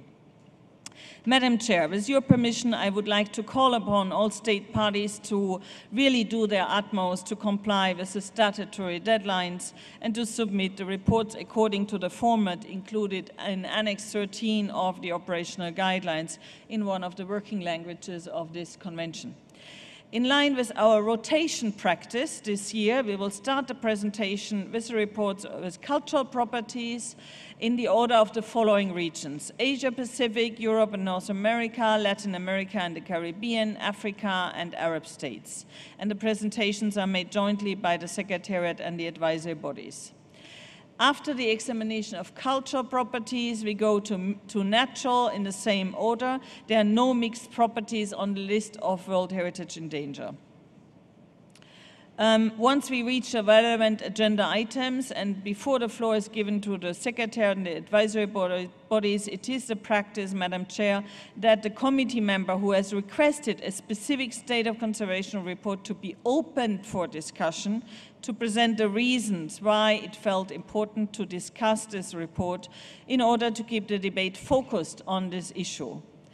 Before concluding, I would also like to recall some of the committee's rules on procedure which you may want to apply on this agenda item to facilitate the conduct of our debates. Rule 22.5, the chairperson shall put committee members' questions to a state party once at the end of the committee's debate on the property. Rule 22.6, states parties shall not speak to World Heritage properties in their own territories except at the explicit invitation of the chairperson within the allowed time for their speech and in response to the specific questions posed. Lastly, Madam Chair, I would like to remind the distinguished committee members about the very important decision 35-12E, which the committee adopted at its session in 2011, requesting state parties to refrain from providing additional information regarding state of conservation issues after the deadlines indicated in the operational guidelines, as this information cannot be reviewed by the Secretariat and advisory bodies in due course. Therefore, if there are any such updates received, the Secretariat will highlight them during the presentations. Thank you very much, Madam Chair. Thank you, Mrs. Rossler, for this useful introduction. And I am just asking you if you have any question or any clarification. No, I see no. So I now invite Mr.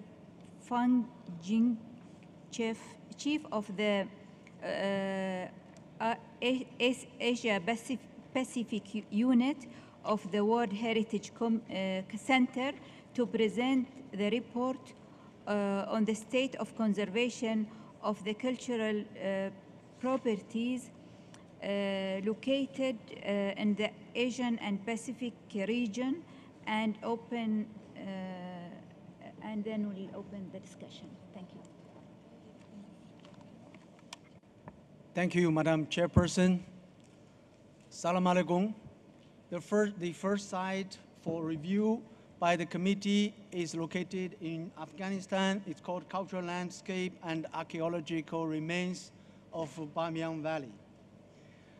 The summary of conservation issues for this property is available in working document 42-7A on pages 3 to 6 of the English version and of the both English and French language versions.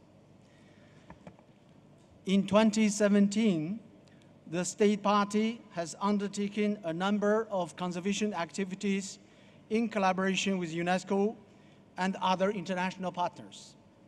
These include the preliminary stabilization of the Western Buddha niche as part of the Phase 5 of the UNESCO Japan Founding Trust project.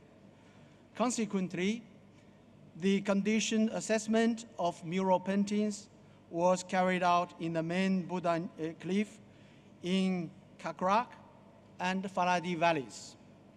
The committee may recall that the state party has on several occasions stated that it would like at least one of the Buddha niches to be partially reconstructed, most likely the eastern one, as it is less damaged.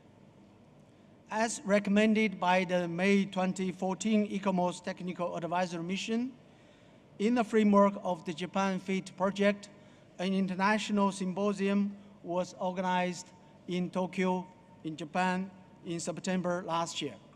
I think the director of the center in her presentation yesterday already presented the outcome of this symposium. The conclusion of the symposium is that for discussing on the possible recovery and the reconstruction of the site, the further study and also review is still needed. In that regard, the State Party of Afghanistan is establishing a steering committee to review on the proposals for the project. Meanwhile, the 14th Bamiyan Technical Working Group meeting took place in December last year, had put forward priorities for the activities from 2018 onwards. Additionally, Phase 6 of the UNESCO Japan Funding Trust project is under consultation between the donor and UNESCO for the period 2019 to 2021. The World Heritage Center would like to thank the governments of Italy and Japan for their generous support in favor of the conservation works at the property and for their support with the implementation of the corrective measures.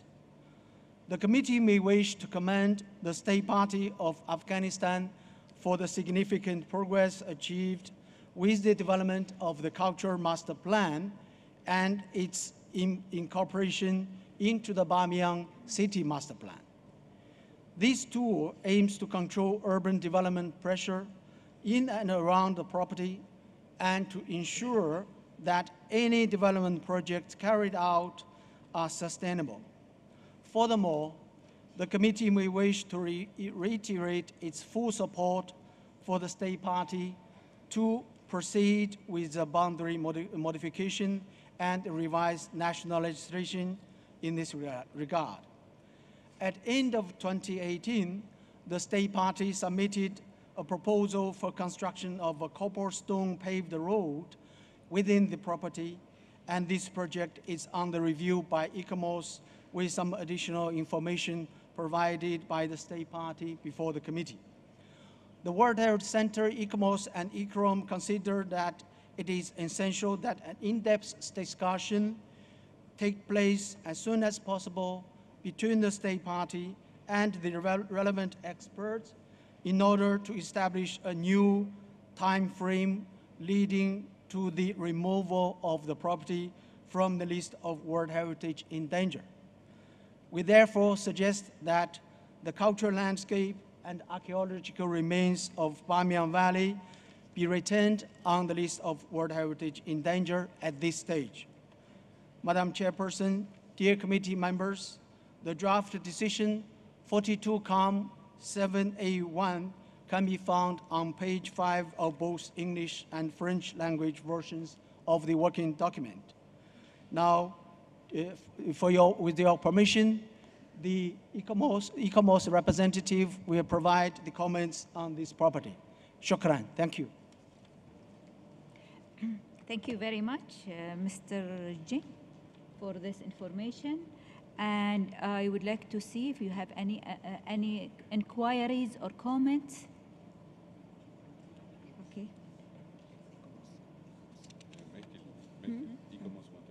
ICOMOS? Please, the ICOMOS representative. Thank you, Madam Chair. Significant progress has been made with conservation and consultation activities in the Bamiyan Valley in cooperation with UNESCO, international partners, and importantly, local communities.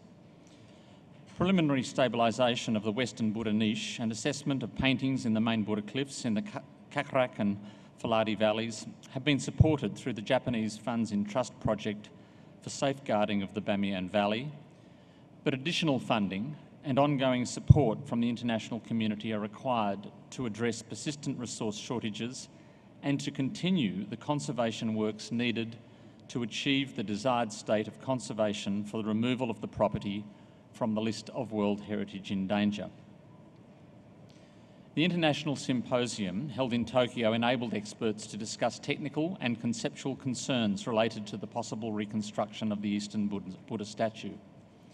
ICOMOS and ICROM concur with the symposium participants that there should be an ongoing and broad-ranging consultative process.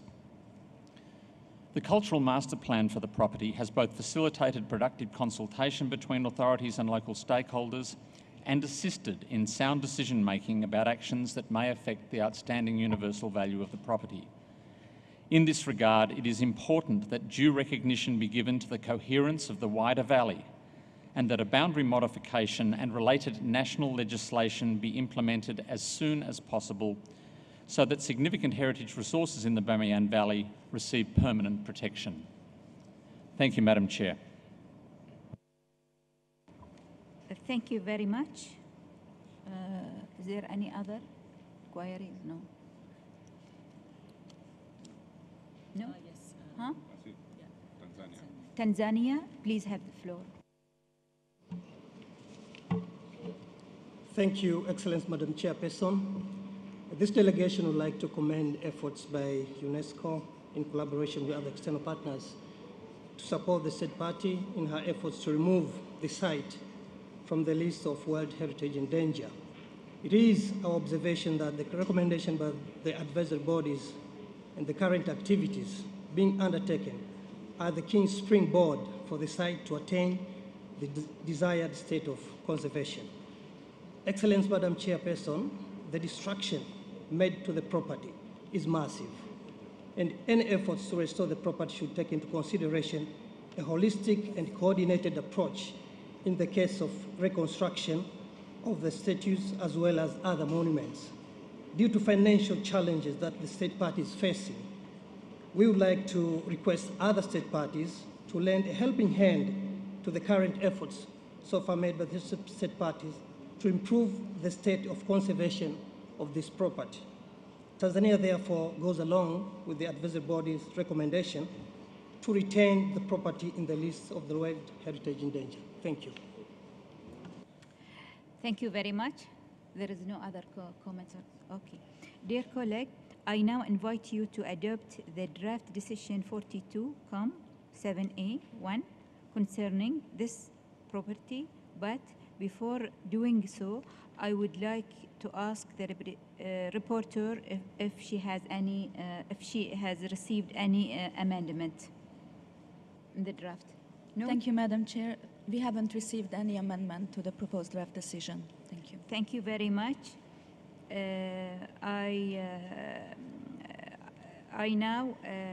I therefore declare draft decision 42-7A1 adopted.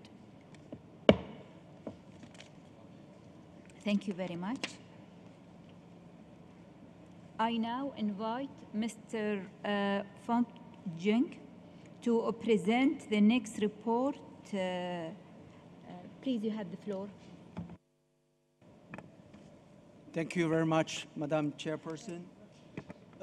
The site is called the Historical Center of Shakhsiabs in Uzbekistan. Slide, yeah. Details on the conservation issues identified for the property, including detailed information on periodical reporting and the reactive monitoring process for the property, summarized in working document 42-7A on pages 10 to 15 of the English and French language versions. The property was inscribed on the World Heritage List in 2000 and on the list of World Heritage in danger in 2016, following the recommendations of the Joint World Heritage Center ICOMOS Reactive Monitoring Mission of March 2016. A further joint WHC ICOMOS Reactive Monitoring Mission took place in December 2016 and could not recommend mitigation measures or suggest a major boundary modification that might save the entire property or even part of it. So you can see the slide. In 2017, the committee stated that it would decide at the current session whether the property has deteriorated to such an extent that it has lost the attributes of the OUV defined at the time of inscription, and whether it should therefore be deleted from the World Heritage List in accordance with paragraph 192 of the operational guidelines. Regrettably, the destruction that occurred during the development works has altered the morphology of the city to such a degree that reclaiming the street patterns would be impossible, as the ground levels have been altered significantly. And you can see from the current slides on the left corner, reinstating the relationship between the monuments and the city is similarly not an attainable goal. In terms of individual monuments, all have been subject to extensive restoration that has impacted adversely on their authenticity. Only the fragmentary remains of the Aksaray Palace might have had the capacity to stand alone, but you can see from the photos the work carried out at recently its structures and surroundings and the state of conservation of the remaining Thai work would not allow it to satisfy conditions of authenticity and integrity.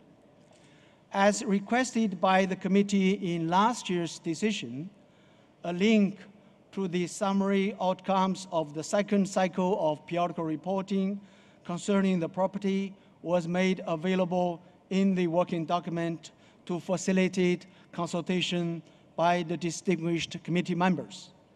It should be noted that during this exercise carried out in 2011 to 2012, the State Party made no mention of the large-scale development project which were already ongoing and rated major visitor accommodation and the visitation facilities as a positive factor for the property.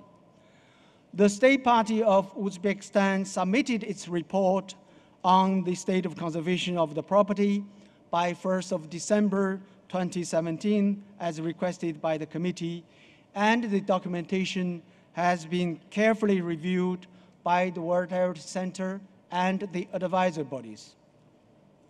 Further to this review, the World Heritage Center and the advisory bodies recommend that the committee express its deep regret at the situation, and that since the property has lost the attributes which convey the OUV defined at the time of inscription, and in accordance with the paragraph of the operational guidelines, it decided to delete the property from the World Heritage List. Next slide, please. I wish to emphasize that that this could be the third case of delisting in the history of the World Heritage Convention, and that such proposals are not put forward lightly. But in the absence of any realistic alternatives emanating from the reactor monitoring missions or the State Party, and given that no means of restoring the destroyed OUV could be envisaged, there is regrettably no other solution left at this time. In view of this situation, and following the official transmission on 14 May of the working document, a debriefing meeting was held between the director of the World Heritage Center, myself, and the representatives of the permanent delegation of Uzbekistan to UNESCO on 23rd of May last. This consultation with Uzbekistan was undertaken in accordance with paragraph 196 of the operational guidelines. The director informed the Uzbekistan that at the current session of the committee would express its deep regret that the State Party of Uzbekistan was unable to fulfill its obligations to protect and conserve the OUV of the property as defined at the time of inscription, and that it may decide to delete the site from World Heritage List. On 13th of June, the newly appointed Deputy Prime Minister of Uzbekistan, His Excellency Mr. Aziz Abdurrahimov, met with the director and myself as the recently appointed chairman of the Uzbek National Commission for UNESCO. He expressed the desire of his government that they wish to elaborate close cooperation with UNESCO. He further debriefed the director of the center on the government resolution on the protection of the historical sites of the Republic of Uzbekistan inscribed on UNESCO World Heritage List, adopted on the 9th of June, last by the Cabinet of Ministers of Uzbekistan. And this document was also attached with a roadmap for the improvement of, on the protection of World Heritage properties in Uzbekistan. Another meeting was also held between the Assistant Director General for Culture of UNESCO and the Deputy Prime Minister of Uzbekistan on 18th of June in Paris before the committee session. The ADG for Culture assured UNESCO's technical support on the ground for the preservation of cultural heritage in Uzbekistan with the new government. It should be noted that previous working documents and decisions of the committee accurately reflect the irreversible damage done to the property, while the commitment of the recently appointed authorities in Uzbekistan to undertake administrative reform is commendable. There is simply no possibility of reverting the damage caused and bringing back the lost OUV. Finally, I wish to emphasize that previous committee decisions on the historical center of Shaksiabs aimed to protect the precious World Heritage properties in Uzbekistan, which is the shared heritage of humankind. However, issues similar to those encountered in Shaksiabs have now been reported at several other cultural heritage properties in Uzbekistan, and notably at the historical center of Bukhara, in Chinkala, and Samarkand crossroads of cultures. The World Heritage Center and the advisory bodies are extremely concerned about the ongoing state of conservation issues at these three properties, which are mostly due to the proposed large-scale tourism and development projects, and wish to urgently reiterate their offer to assist the state party in preventing human-made disasters such as the one that took place at Shaksiabs from the ever occurring again. Madam Chairperson, the draft decision is on page 14 of both the English and French language versions. With your permission, ICOMOS will now provide further comments. The representatives of the State Party of Uzbekistan is also present at the room to provide clarifications to the committee. Thank you. Thank you very much. Now I give the floor to the Ikram. Thank you. Thank you, Madam Chair. The analysis provided in the State Party's report confirms the conclusion of the December 2016 reactive monitoring mission that drastic and irreversible damage has been caused to the remains of Timurid town planning in Shahrisabz, and particularly to the core of its medieval town. While the main monuments remain, the destruction of buildings and the lowering of the ground level in the center of the town has altered the morphology to such an extent that the monuments are now divorced from their urban context and sit in a modern urban park landscape. We understand that the State Party considers that this project was a mistake. The December mission could not envisage any mitigation measures or suggest a boundary modification that might, in their view, save the property, nor have any been suggested by the State Party in their State of Conservation report, other than small cosmetic measures. It is worth recalling that the property was inscribed on the World Heritage List, not just for its collection of exceptional monuments, but also for its ancient quarters, which, and I quote, bear witness to centuries of history, and particularly to the period of its apogee under the Empire of Timur in the 15th century, end of quote. The main street, which connected two Medinas, still existed at the time of inscription, as did its planning structures. So it was not just the ensemble of buildings that was outstanding, but the urban planning that reflected the 15th century layout. As the nomination dossier stated, monumental buildings of Timur and the Timurids, surrounded by traditional dwelling houses, have a special character which is typical only for Shakhrissab. Moreover, the nomination dossier reported the results of archaeological evidence for settlements dating back to the 7th to the 8th centuries AD in the center of the town, where the ground level was some 2 to 2.5 meters higher than elsewhere. This earlier settlement was gradually enlarged, developing in a similar way to Samarkand and Bukhara. What we had at the time of inscription was a gloriously intact 15th century town, possibly the only one left in Central Asia, that displayed this extraordinary combination of major monuments with a coherent ensemble of traditional houses, all reflecting its apogee in the 15th century. It was said at the time of inscription that there were no analogues in the whole of Central Asia. What we have left today are the main monuments, but not the center of the town. What has gone is the build-up of ground from multiple occupation layers over many millennia, upon which were the tightly packed vernacular buildings, particularly dense and chaotic in the area identified as the center of the early medieval town. 2 out of the 7 mahalas, or town quarters, have been impacted, and some 2,000 residents were relocated outside the town. ICOMOS greatly regrets that this fusion of monuments and Timurid urban form has been totally erased in the center of the town, as can be seen from the slides. We consider that there is no way to reinstate what has gone.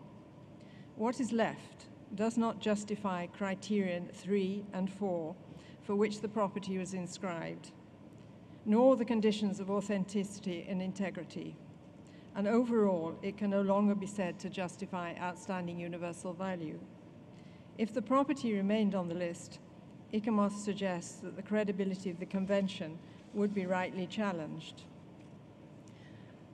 We consider that there are clear lessons to be learned from what has happened that are relevant for other properties within Uzbekistan, which likewise were not just inscribed for their monuments. The outstanding universal value of Ichin Kala was seen to derive not so much from the individual monuments, but also from the incomparable urban composition of the city. And for Bukhara, the real importance was seen to lie not in its individual buildings, but rather in its overall townscape, demonstrating the high and consistent level of urban planning and architecture that began with the Shaybanid dynasty. In both these properties, work has been undertaken very recently to lower ground levels, and some of the traditional buildings have been demolished and rebuilt, although not so far to the same extent as in Shakhrissab. In ICOMOS's view, Shakhrissab cannot now be saved, but we consider that there is an urgent need for capacity building at other properties to ensure that their extraordinarily important urban structures survive and are conserved as part of dynamic historic urban landscapes. In conclusion, ICOMOS considers that the urban center of Shakhrissab has been destroyed to such an extent that it has lost the attributes that defined outstanding universal value, as set out at the time of inscription. And regrettably, we consider it should therefore be deleted from the World Heritage List in accordance with paragraph 192 of the operational guidelines. Thank you, Madam Chair. Thank you very much. And now I give the floor. Do you have any other, the advisory body, you have any other comments? No? Thank you very much. Now I give the floor to the representative of Azerbaijan. Azerbaijan, thank you. Thank you, Madam Chair. At the very outset, I would like to make it clear that Azerbaijan shares the concerns of the ICOMOS and the World Heritage Center about the illegal activities happened in the Shakhrissab's historical center. We were part of this committee when it took a unanimous decision to list this heritage site in the list in danger. So we very well understand and acknowledge those illegal activities that was detrimental to the OUV. But we cannot agree with the scope of this destruction, demolition, and we cannot agree with this word of irreversible, and also with this, with the outcome as a solution recommendation by the ICOMOS.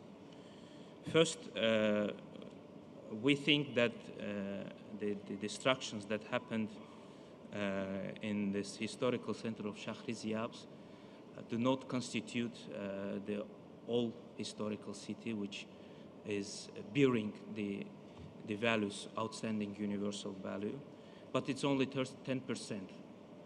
And this is information provided by the state party, and I would like also to verify with the ICOMOS whether it is also true or not, but we will also ask the state party to respond to this question.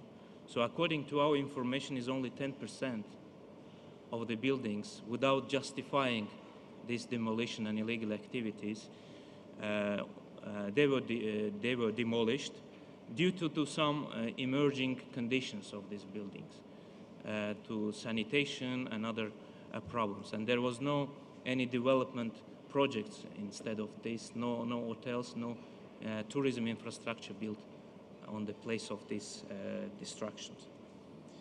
But at the same time, I think we should encourage and we should acknowledge the efforts of the state party and the understanding of the emergency of the situation. I think this is also acknowledged by the ICOMOS itself in its report, when it says that it is noted that the state party is ready to collaborate with the World Heritage Center and advisory bodies in order to keep the property on the World Heritage list. So the state party already did some efforts in order to mitigate the negative impact to the OUV, namely the newly constructed dividing wall between old city and modern center, as well as metallic gates were removed. There are some other facilities like children center and newly montage street lighting systems. They also were removed. So what we call the cosmetic changes, we don't think that these are cosmetic changes, but they are already also removed. And then historical streets between local communities in the Shakhriziabs Historical Center were revitalized. So in addition to that, in order to mitigate this negative impact on OUV, the government of Uzbekistan adopted special resolution on protection of World Heritage sites in Uzbekistan, 9th of June of 2018, this year. According to this decision, the government of Uzbekistan, the interagency working group has been created for effective protection of the cultural and natural heritage sites in Uzbekistan. The resolution also contains the roadmap with concrete actions, 26 activities with reasonable deadlines on protection of OUV and integrity of the historic center of Shakhriziabs. In addition, the resolution contains provision with respective financial and human resources support, including expertise from international experts, for elaboration, new management and conservation plan.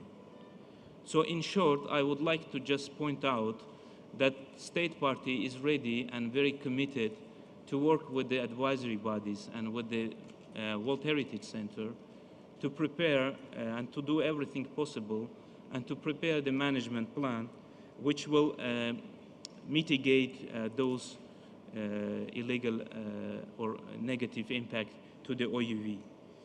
And in general, I think we are not in favor of hasty decisions with regard to the delisting this site from the World Heritage the list, simply with the reasons that we are here to encourage rather than discourage the state parties to work for the preservation and protection of the sites. So at the end of the day, we are here to preserve sites, but not blaming and shaming exercise. I thank you very much. But if I may also to put the questions to the state party. The first is about the scope of the destruction and the illegal activities, and the second is about the activities that the state party did so far and what is planned. I thank you very much. Thank you very much. Please keep with your time. Each participant have 3 minutes only. If we keep this now, 3 minutes and 3 minutes, 6 minutes, we will not finish. Please, 3 minutes only, and I will cut. Thank you very much. Cuba, please. Gracias, señora presidenta. Nos llama mucho la atención el lenguaje, y hemos estado remarcando eso desde que inició la sesión de la Secretaría de la UNESCO y de los órganos de evaluación. Hemos visto términos muy definitivos en una valoración que debe y va a tomar este comité, que podrían prejuzgar la decisión que aún no hemos tomado. Lo señalaré cada vez que sintamos que esto está sucediendo. Tenemos que cuidar el lenguaje, tenemos que ser colaboradores y contribuir al diálogo. Entonces, ese es el primer remarque para los dos, Secretaría y órganos de evaluación. En segundo lugar, teníamos algunas preguntas que van un poco dirigidas en el sentido de las que hacía el embajador de Azerbaiyán, y le agradecemos por la información que ha dado. Y es relativo a que solo en el 10% donde se determina esta destrucción es donde están los valores excepcionales de este bien. El otro 90% no tendría ningún valor, ese que no está en destrucción. Sería una primera pregunta. Y lo otro es que observamos dentro del propio informe de la Secretaría que hay una voluntad del Estado parte implicado en trabajar para poder superar estas dificultades. Se han hablado de planes de manejo, de una ley que ampara desde lo legal, en el marco legal, la protección de los sitios inscritos en la lista del patrimonio mundial. Entonces, quisiéramos tener información. Ya hemos visto que se le pidió al Estado parte intervenir, y nos parece que justamente estamos aquí para fomentar el diálogo y la cooperación, y reitero en la importancia del lenguaje que se utiliza para referirse a los Estados partes. Muchas gracias.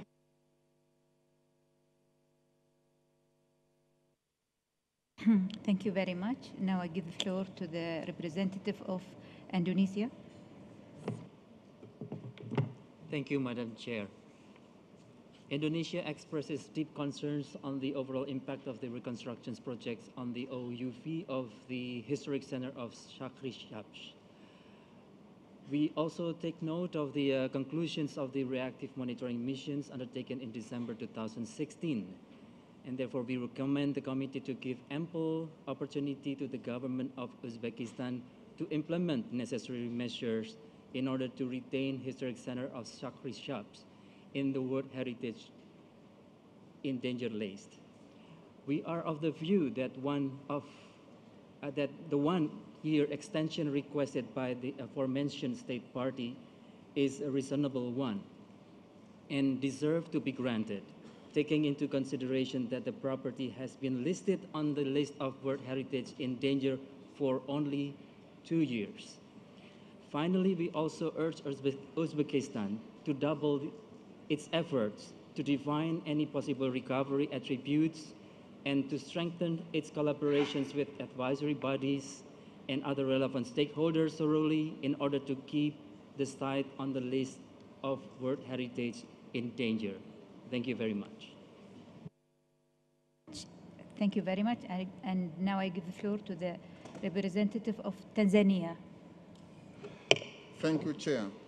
Tanzania delegation wishes to thank you once again for this opportunity so as to contribute to the discussion on this important historic center.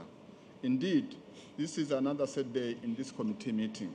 Tanzania delegation do acknowledge the wisdom, the great expertise, and the efforts being put in place by the committee members to address major issues pertaining to our heritage properties. This cannot be different, I assume, in this case. Tanzania at this juncture sympathizes with the advisory bodies, the committee members, and the other stakeholders in such a situation. The facts remain clear crystal, the damages are massive. Chairperson, this is a World Heritage property that was inscribed on the World Heritage List in 2000 on criteria 3 and 4. This property was inscribed on this list in danger in 2016. 2 years later, the property has lost all the attributes to the outstanding investment value. Chair, one of the last decisions of the committee directed the state party was to define any possible mitigation measures to recover the lost attributes or to propose a significant boundary modification based on any recoverable attributes. To date, the committee has not been informed by the state party or the World Heritage Center on the advisory bodies on what happened. Why was this undertaking not done? Chair, Tanzania delegation would want to know from the state party what were their challenges towards this undertaking. Chairperson, the destruction to the property seemed to be irreversible, and this is a loss to the entire world and the future generation. Tanzania delegation understands that the protection of this property is our uncompromised responsibility of all the nations to ensure that all heritage properties are protected, preserved, and passed on to the future generation. Chairperson, Tanzania delegation notes the good intention of the state party of Abertuscan to improve the standard of life for our people and at the same time preserve the world heritage in their country. The state party has acknowledged its failure to inform the center about the project. This is very unfortunate. It has been observed also that since its inscription, the list of World Heritage Danger, the desired set of conservation of the property from this was not determined, neither the collective measures were identified, and even the time frame for the implementation of the collective measure was not put in place. This was contrary also to the general guidance that we do have on para 182 and 189. Chairperson, based on the kind of situation, Tanzania delegation goes in line with the earlier speaker that this state party needs to be given time. And when they are given time, we would suggest Tanzania delegate that let a technical report that will advise the committee on the appropriate decision be taken. Tanzania recommends that the property be retained on the list of World Heritage in danger and supports the proposed decision to draft decision.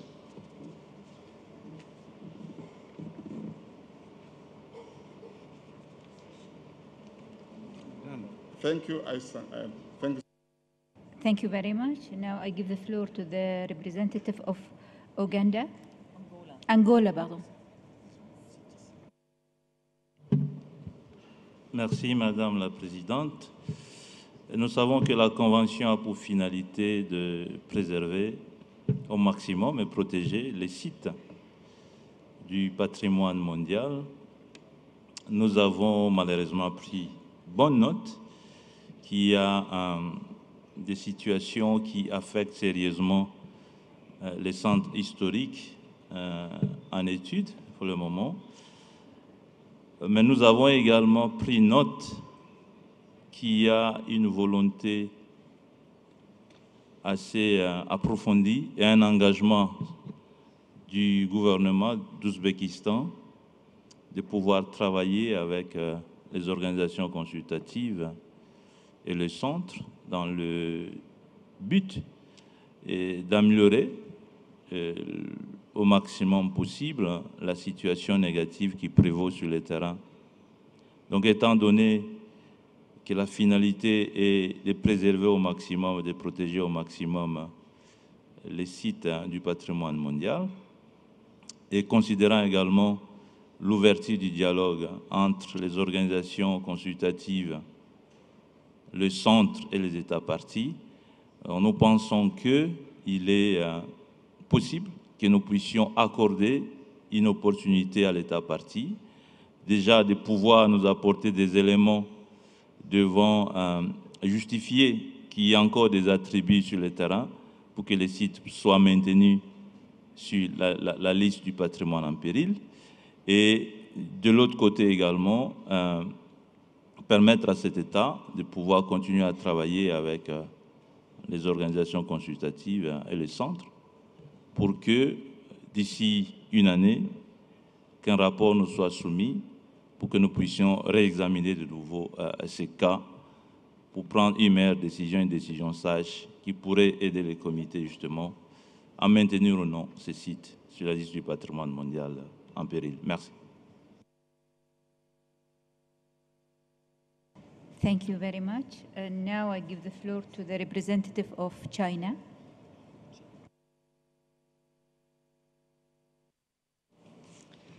Thank you, Madam Chair. I would like simply to say that China supports the view expressed by Azerbaijan, Cuba, and Angola, and also Tanzania. And we would like to further also point out the three comments. First of all, we are really questioning the wisdom of judging the OUV, 10% OUV lost, and then automatically negating the rest of the 90% of OUV. I mean, it doesn't sound very logical to us. Secondly, I think the purpose, again, I'm supporting the distinguished representative of Azerbaijan, that our purpose of the convention is really to encourage governments, state parties, to take measures to conserve and protect. It's not the business that to simply negate the efforts of any country. I think it's a question of sending the right message, but not only to the state parties involved, but they will resonate in other cases. So a little more more humanistic or message, I think, perhaps will be more helpful. And therefore, we hope that giving second chance or third chance is always more productive than simply to deny. And thirdly, we are pleased to note that the Uzbekistan government has taken up very decisive measures to implement the protection of this particular site, and we are encouraged, and we believe this committee should also encourage them. Thank you. Thank you very much. Now I give the floor to the representative of Tunisia.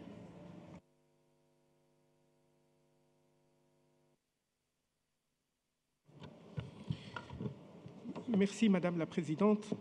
Je voudrais commencer par là où j'ai terminé mon propos introductif d'hier, en disant l'attachement de la Tunisie à la lettre et à l'esprit de la Convention. Mon intervention commence d'abord par exprimer l'extrême inquiétude de mon pays quant à la situation décrite, et nous faisons amplement confiance aux experts qui nous ont attiré l'attention sur une situation grave. Et j'ai bien retenu le qualificatif d'irréversibilité. Cela, en État responsable, doit nous interpeller. Le professeur de droit international que je suis souligne aussi qu'il n'est pas possible de répondre par une irréversibilité par une autre. Nous sommes sur le point de délister un site qui a été porté à la liste du patrimoine mondial. L'acte de placement est un acte responsable. L'acte de faire sortir doit être un acte tout aussi responsable. Nous sommes très inquiets par la situation qui se trouve sur le terrain, mais je crois que nous pouvons envisager, et nous demandons à donner la parole à l'État partie, de ce qui a été fait, de la réalité et de la proportion des dommages. Et je crois que l'esprit de la Convention est d'accompagner les situations, de comprendre les situations et de trouver des solutions. Si à l'arrivée, et je crois que nous ne sommes pas à une année près, cela s'avère absolument impossible de considérer comme site méritant la place qu'il occupe aujourd'hui, auquel cas l'ensemble des États parties du comité à ce moment-là, je crois, seront d'accord.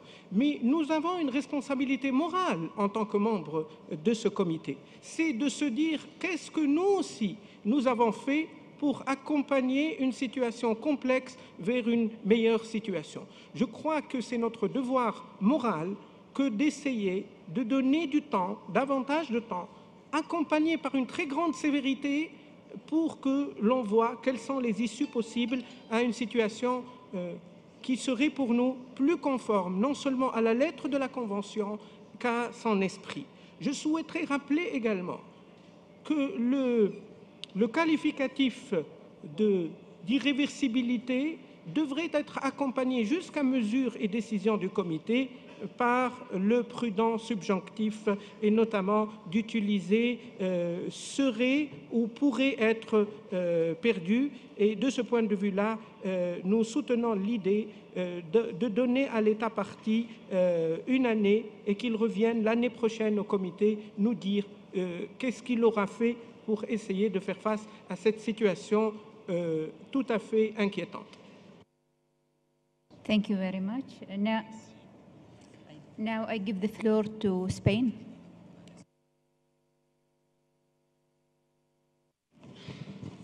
Muchas gracias, señora presidenta. España también comparte esa preocupación expresada por todos los que ya han intervenido de ver cómo un sitio que fue inscrito en el año 2000, según nos han indicado tanto el Centro de Patrimonio como ICOMOS, y según confirmó este propio comité, el año pasado ha sufrido daños irreversibles. Y en ese sentido no solamente tenemos una responsabilidad moral de protección, sino tenemos una responsabilidad moral respecto a los estados, a los gobiernos a los que nos dirigimos para que implementen las obligaciones que derivan de esta convención. En este sentido, nos preocupa especialmente y nos da mucha pena que esa ciudad histórica que visitó un embajador español en el siglo XV, Ruiz González de Clavijo, enviado por Enrique III de Castilla, ya no mantenga esa identidad de la época de Tamerlán, puesto que, como se ha dicho, no se trata de casas aisladas, no se trata de un 10% de una ciudad, se trata de un todo que fue inscrito, se trata de mantener la retícula, se trata de mantener el diseño urbanístico. Ahora bien, creo que ahora tenemos una oportunidad de hacer un diálogo, podemos reflexionar sobre cómo seguir protegiendo aquello que sigue existiendo y que tiene un valor. Pero nuestra pregunta, y para eso estamos aquí, y eso es lo que nos encomendó el comité hace un año, a la luz de eso que se tomó nota el año pasado, de ese daño irreversible que todos los que entonces estaban en el comité, ¿queda o no valor universal de aquel bien que se inscribió o quedan otro tipo de bienes que pueden reconducirse, que pueden protegerse? ¿Cómo podemos trabajar para seguir protegiendo de aquello que queda?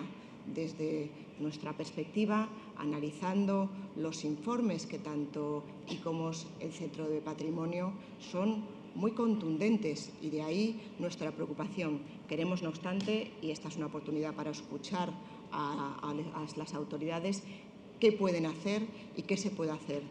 Pero no debemos que olvidar que cuando se está diciendo que no queda ni la integridad ni la autenticidad del sitio, nos resulta muy difícil decir que podemos quedarnos con un 90% del sitio, que podemos quedarnos con una parte de ese centro histórico. Es un debate que es muy sensible porque no estamos hablando de, como en el caso anterior, de unos bienes que han sido afectados por una destrucción de una guerra. Por eso, queriendo escuchar al Estado miembro, queriendo dar tiempo al Estado afectado, sí que vemos una gran preocupación, una gran dificultad en estas propuestas de modificación que nos han sido circuladas hace escasos minutos. Muchas gracias y disculpas. Thank you very much. And now I give the floor to the representative of Brazil.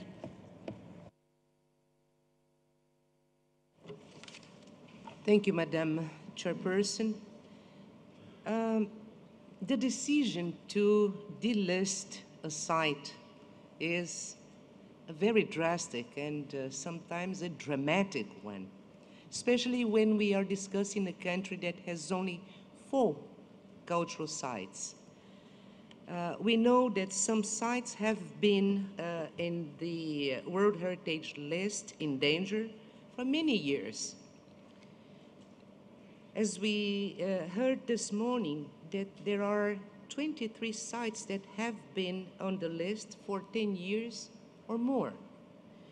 In the case we are discussing now, the site has been on the list for only 2 years.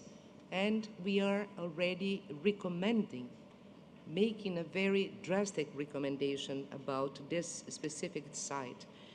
So in order for us to make a decision, I think it would be interesting to know what role could have ICOMOS played to prevent this situation to come to this point. What preventive measures could we have taken in order to rescue or to avoid further damage? And another question I would like to make is what percentage of this site is still considered of universal value? As far as I understand, I think about 90% of the site is still standing. So I wonder if it would be possible to redimension the site and requalify it instead of only punishing the state member for the misconservation of the site. Thank you. Thank you very much. And now I give the floor to the representative of Zimbabwe.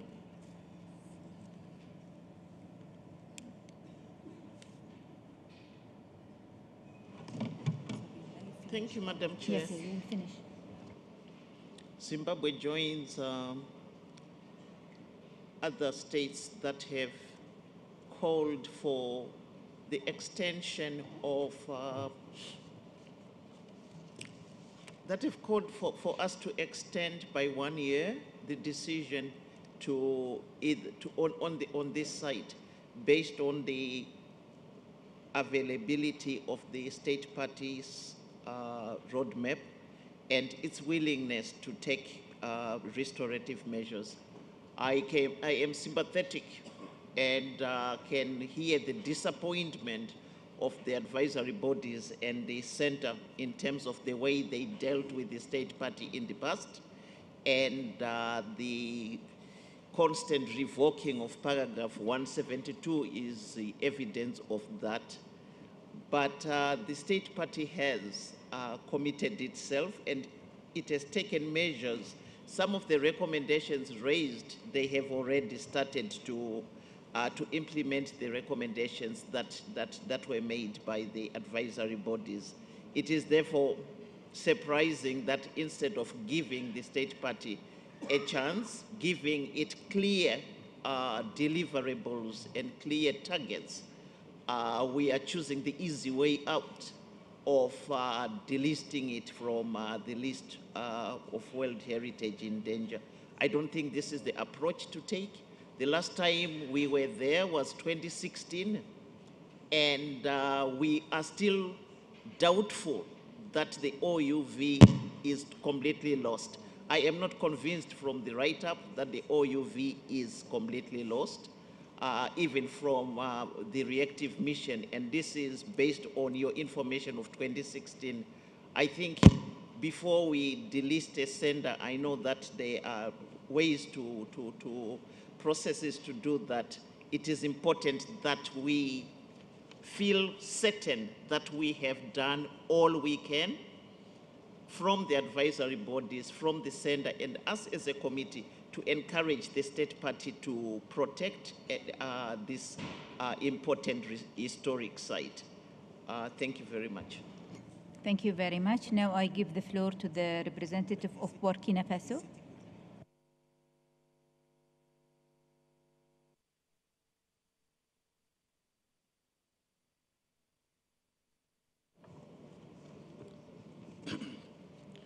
Je vous remercie, Madame la Présidente. Comme c'est la première fois que ma délégation prend la parole, je voudrais d'abord remercier la Présidente et l'ensemble de son équipe, ainsi que les autorités du Royaume de Bahrain pour leur hospitalité et pour l'organisation réussie de la 42e session du Comité du patrimoine mondial. Ma délégation partage les préoccupations soulevées par les prédécesseurs concernant la proposition de retrait, même de la liste du patrimoine en péril, 2 ans seulement après l'inscription du centre. Nous apprécions et comprenons les observations faites par les missions d'évaluation qui montrent la complexité de la conservation de ce site. Nous notons aussi que des mesures ont déjà été prises par le gouvernement ouzbek pour l'accueil de missions d'évaluation, la bonne collaboration et la prise en compte des recommandations des experts de l'UNESCO. Rappelez-nous, Madame la Présidente, aussi que ces efforts viennent dans un contexte où, à la demande d'une majorité des États parties, la nécessité de réaliser une évaluation du suivi réactif de l'état de conservation des sites figurant sur la liste du patrimoine mondial en péril depuis plusieurs années se fait de plus en plus sentir. Ma délégation propose par conséquent que l'examen de ce dossier soit reversé dans le cadre général de cette nouvelle dynamique qui s'amorce et qu'il soit donné à l'État partie un délai supplémentaire pour mettre en œuvre des mesures permettant le rétablissement des 10% de la VIE impactée. Je vous remercie donc pour votre attention. Thank you very much. Now I give the floor to the representative of Australia, please. Thank you. Thank you, Madam Chair. The images in front of us on the screen here in this room bear graphic testimony to the gravity of what has occurred in the historic centre of Shakhrisiabs. Australia supports the draft decision to remove this site from the World Heritage List, but we do so with a heavy heart. Such a removal would reflect what is a tragedy for the World Heritage System, the international community, but above all for Uzbekistan and its heritage. However, we can't ignore the seriousness of the successive reports we have received detailing the devastating effect of development in the property. And this is all the more concerning as the damage done hasn't been done as the result of, or it's not the result of conflict or natural disaster, but the deliberate act of man. Australia is encouraged by the reports of the commitment of the new government to the protection of its own and the world's heritage, but we note the advice of the World Heritage Centre and the advisory bodies that the damage done is irreversible and irreparable. Sad though it is to say, it is vital that the World Heritage Committee sends a strong message that states parties cannot destroy outstanding universal value and, so to speak, get away with it. The question isn't just about how much of the OUV has been destroyed. It's not 90-10. It is actually also a question about the integrity and authenticity of the site as a whole and the loss of that authenticity and integrity as a result of the development that's occurred. Australia recognises the difficulties in balancing development in historic urban centres with ensuring that OUV is maintained. We also note the impact that unplanned development may have on communities and their connections to place. All development in World Heritage properties needs to be managed according to the required processes under the operational guidelines, including paragraph 72, and in consultation with the World Heritage Centre. Australia considers, in this case, development has been inappropriate and extensive and not guided by an appropriate management plan, and that this has resulted in the loss of attributes of outstanding universal value, and that a strong case has been put forward for the delisting of the site. Thank you very much. And now I give the floor to the representative of Uganda.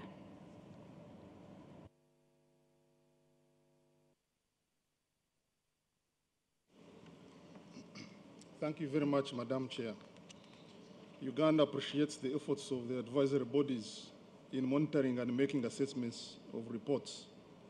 As we all realize, our world heritage is disappearing at an alarming rate, and it is our duty as state parties to work together to ensure that the remaining heritage is well protected.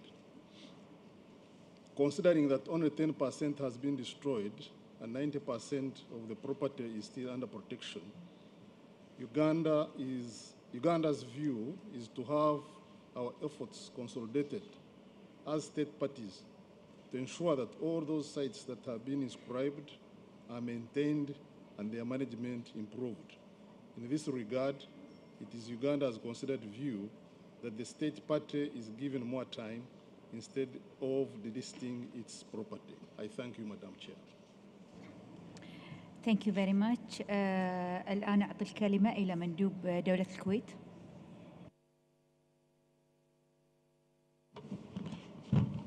Thank you, Madam Chair. First of all, the State of Kuwait truly thank the Advisory Board and the World Heritage Center for the effort they are doing. And we also share their concern regarding the status of the city. Let me start with, we heard a lot of terminology that's very hard terminology, like lost the identity of the city, irreversible, and no authenticity of the city. And we don't know how the people came up with the few PowerPoint presentation or pictures to this conclusion.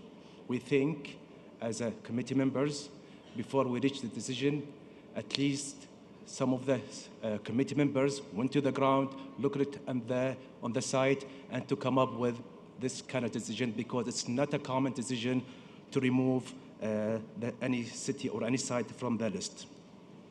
I also would like to address those questions, the lost identity, irreversible, the authenticity, to the state party, and to answer, is that true or not? We are in the business of conservation. I'm not going to use the word 10%, 90%. I'm going to use the word the majority of the city intact and the minority is being destructive. I think we are in the business of preserving the 90%, preserving the majority of the city and working with the state party. Especially, we see a major willingness of the new government to move on for the minority of the city to be recovered and hopefully to be reversible. So once again, we appreciate the Advisory Board, the World Heritage Center, but the State of Kuwait truly support the initiative of Azerbaijan and the other country for their amendment. And thank you, Madam. Thank you very much. And now I give the floor to the representative of Bosnia. Merci beaucoup, Madame la Présidente. La Bosnie-Herzégovine, comme tous les autres membres du comité, voudrait tout d'abord exprimer nos plus vives préoccupations concernant l'état dans lequel se trouve ce site magnifique du patrimoine mondial. Aussi, la Bosnie-Herzégovine, et on pense que c'est très très important pour notre décision, aimerait entendre les réponses de l'État partie aux questions qui ont été formulées par nos collègues d'Azerbaïdjan et de Koweït, et je crois par encore certaines délégations du comité. Avant de prendre la décision, je pense que nous devons penser de notre objectif, de l'objectif de la Convention et de l'objectif de nos travaux. Et nous pensons que notre premier objectif devrait être de préserver et de garder le patrimoine mondial afin de pouvoir le transmettre aux générations futures. Et ici, on se trouve devant un dilemme. Un dilemme, soit de prendre une décision un petit peu en vitesse et de décider d'enlever ce site de la liste du patrimoine mondial, ce qui, à notre avis, signifierait la destruction définitive de ce site et l'impossibilité d'accomplir notre mission, qui est de transmettre le patrimoine aux générations futures, ou essayer de donner un délai, de donner encore une autre chance à l'État partie, un délai d'une année, comme c'est proposé dans la proposition d'amendement, afin de voir s'il y a une possibilité de faire quelque chose pour ce site magnifique. Et notre réponse serait, en tant que la Bosnie-Herzégovine, essayons de donner encore une chance, donnons encore une année à l'État partie, et au bout d'une année, on se retrouvera à la prochaine session et on verra s'il y a une possibilité pour remplir ce premier objectif qui est d'essayer de conserver un site magnifique et de le transmettre aux générations futures. Merci. Thank you very much. As you are aware, we have the translator up to 1 o'clock, so we don't have time now to listen to the request of another 3 representatives. So we close now and we'll come back 3 o'clock, please, 3 sharp. And please stick with your time, 3 minutes for each representative. And we have announcement. Please, thank you. Thank you, Madam Chair. This is an announcement for the side events, but before doing that, let me remind that the budget group, which is not a side event, but it's a very important subsidiary body of this committee, is going to take place, its first meeting is going to take place today at 2 o'clock, 2 p.m. in the RIFA room, which is for those that have been there already, this is the bureau meeting room. We have a number of side events to follow. At 1 o'clock, you're invited to go to the visitor management in World Heritage Properties. That is the Sustainable Tourism Program of WHC is organizing this event. The event is taking place in Room Howard. Another event is the Heritage of Water, traditional water systems in the Arab world, organized by the Arab Regional Center for World Heritage in Room Muharak at 1:10. IUCN World Heritage Outlook 2, tracking the conservation prospects for the world's most outstanding natural heritage, organized by IUCN in the AB Space Room Manama. And at 14:10, World Heritage and Wilderness and Large Landscapes in the same room, organized by IUCN and Wild Heritage.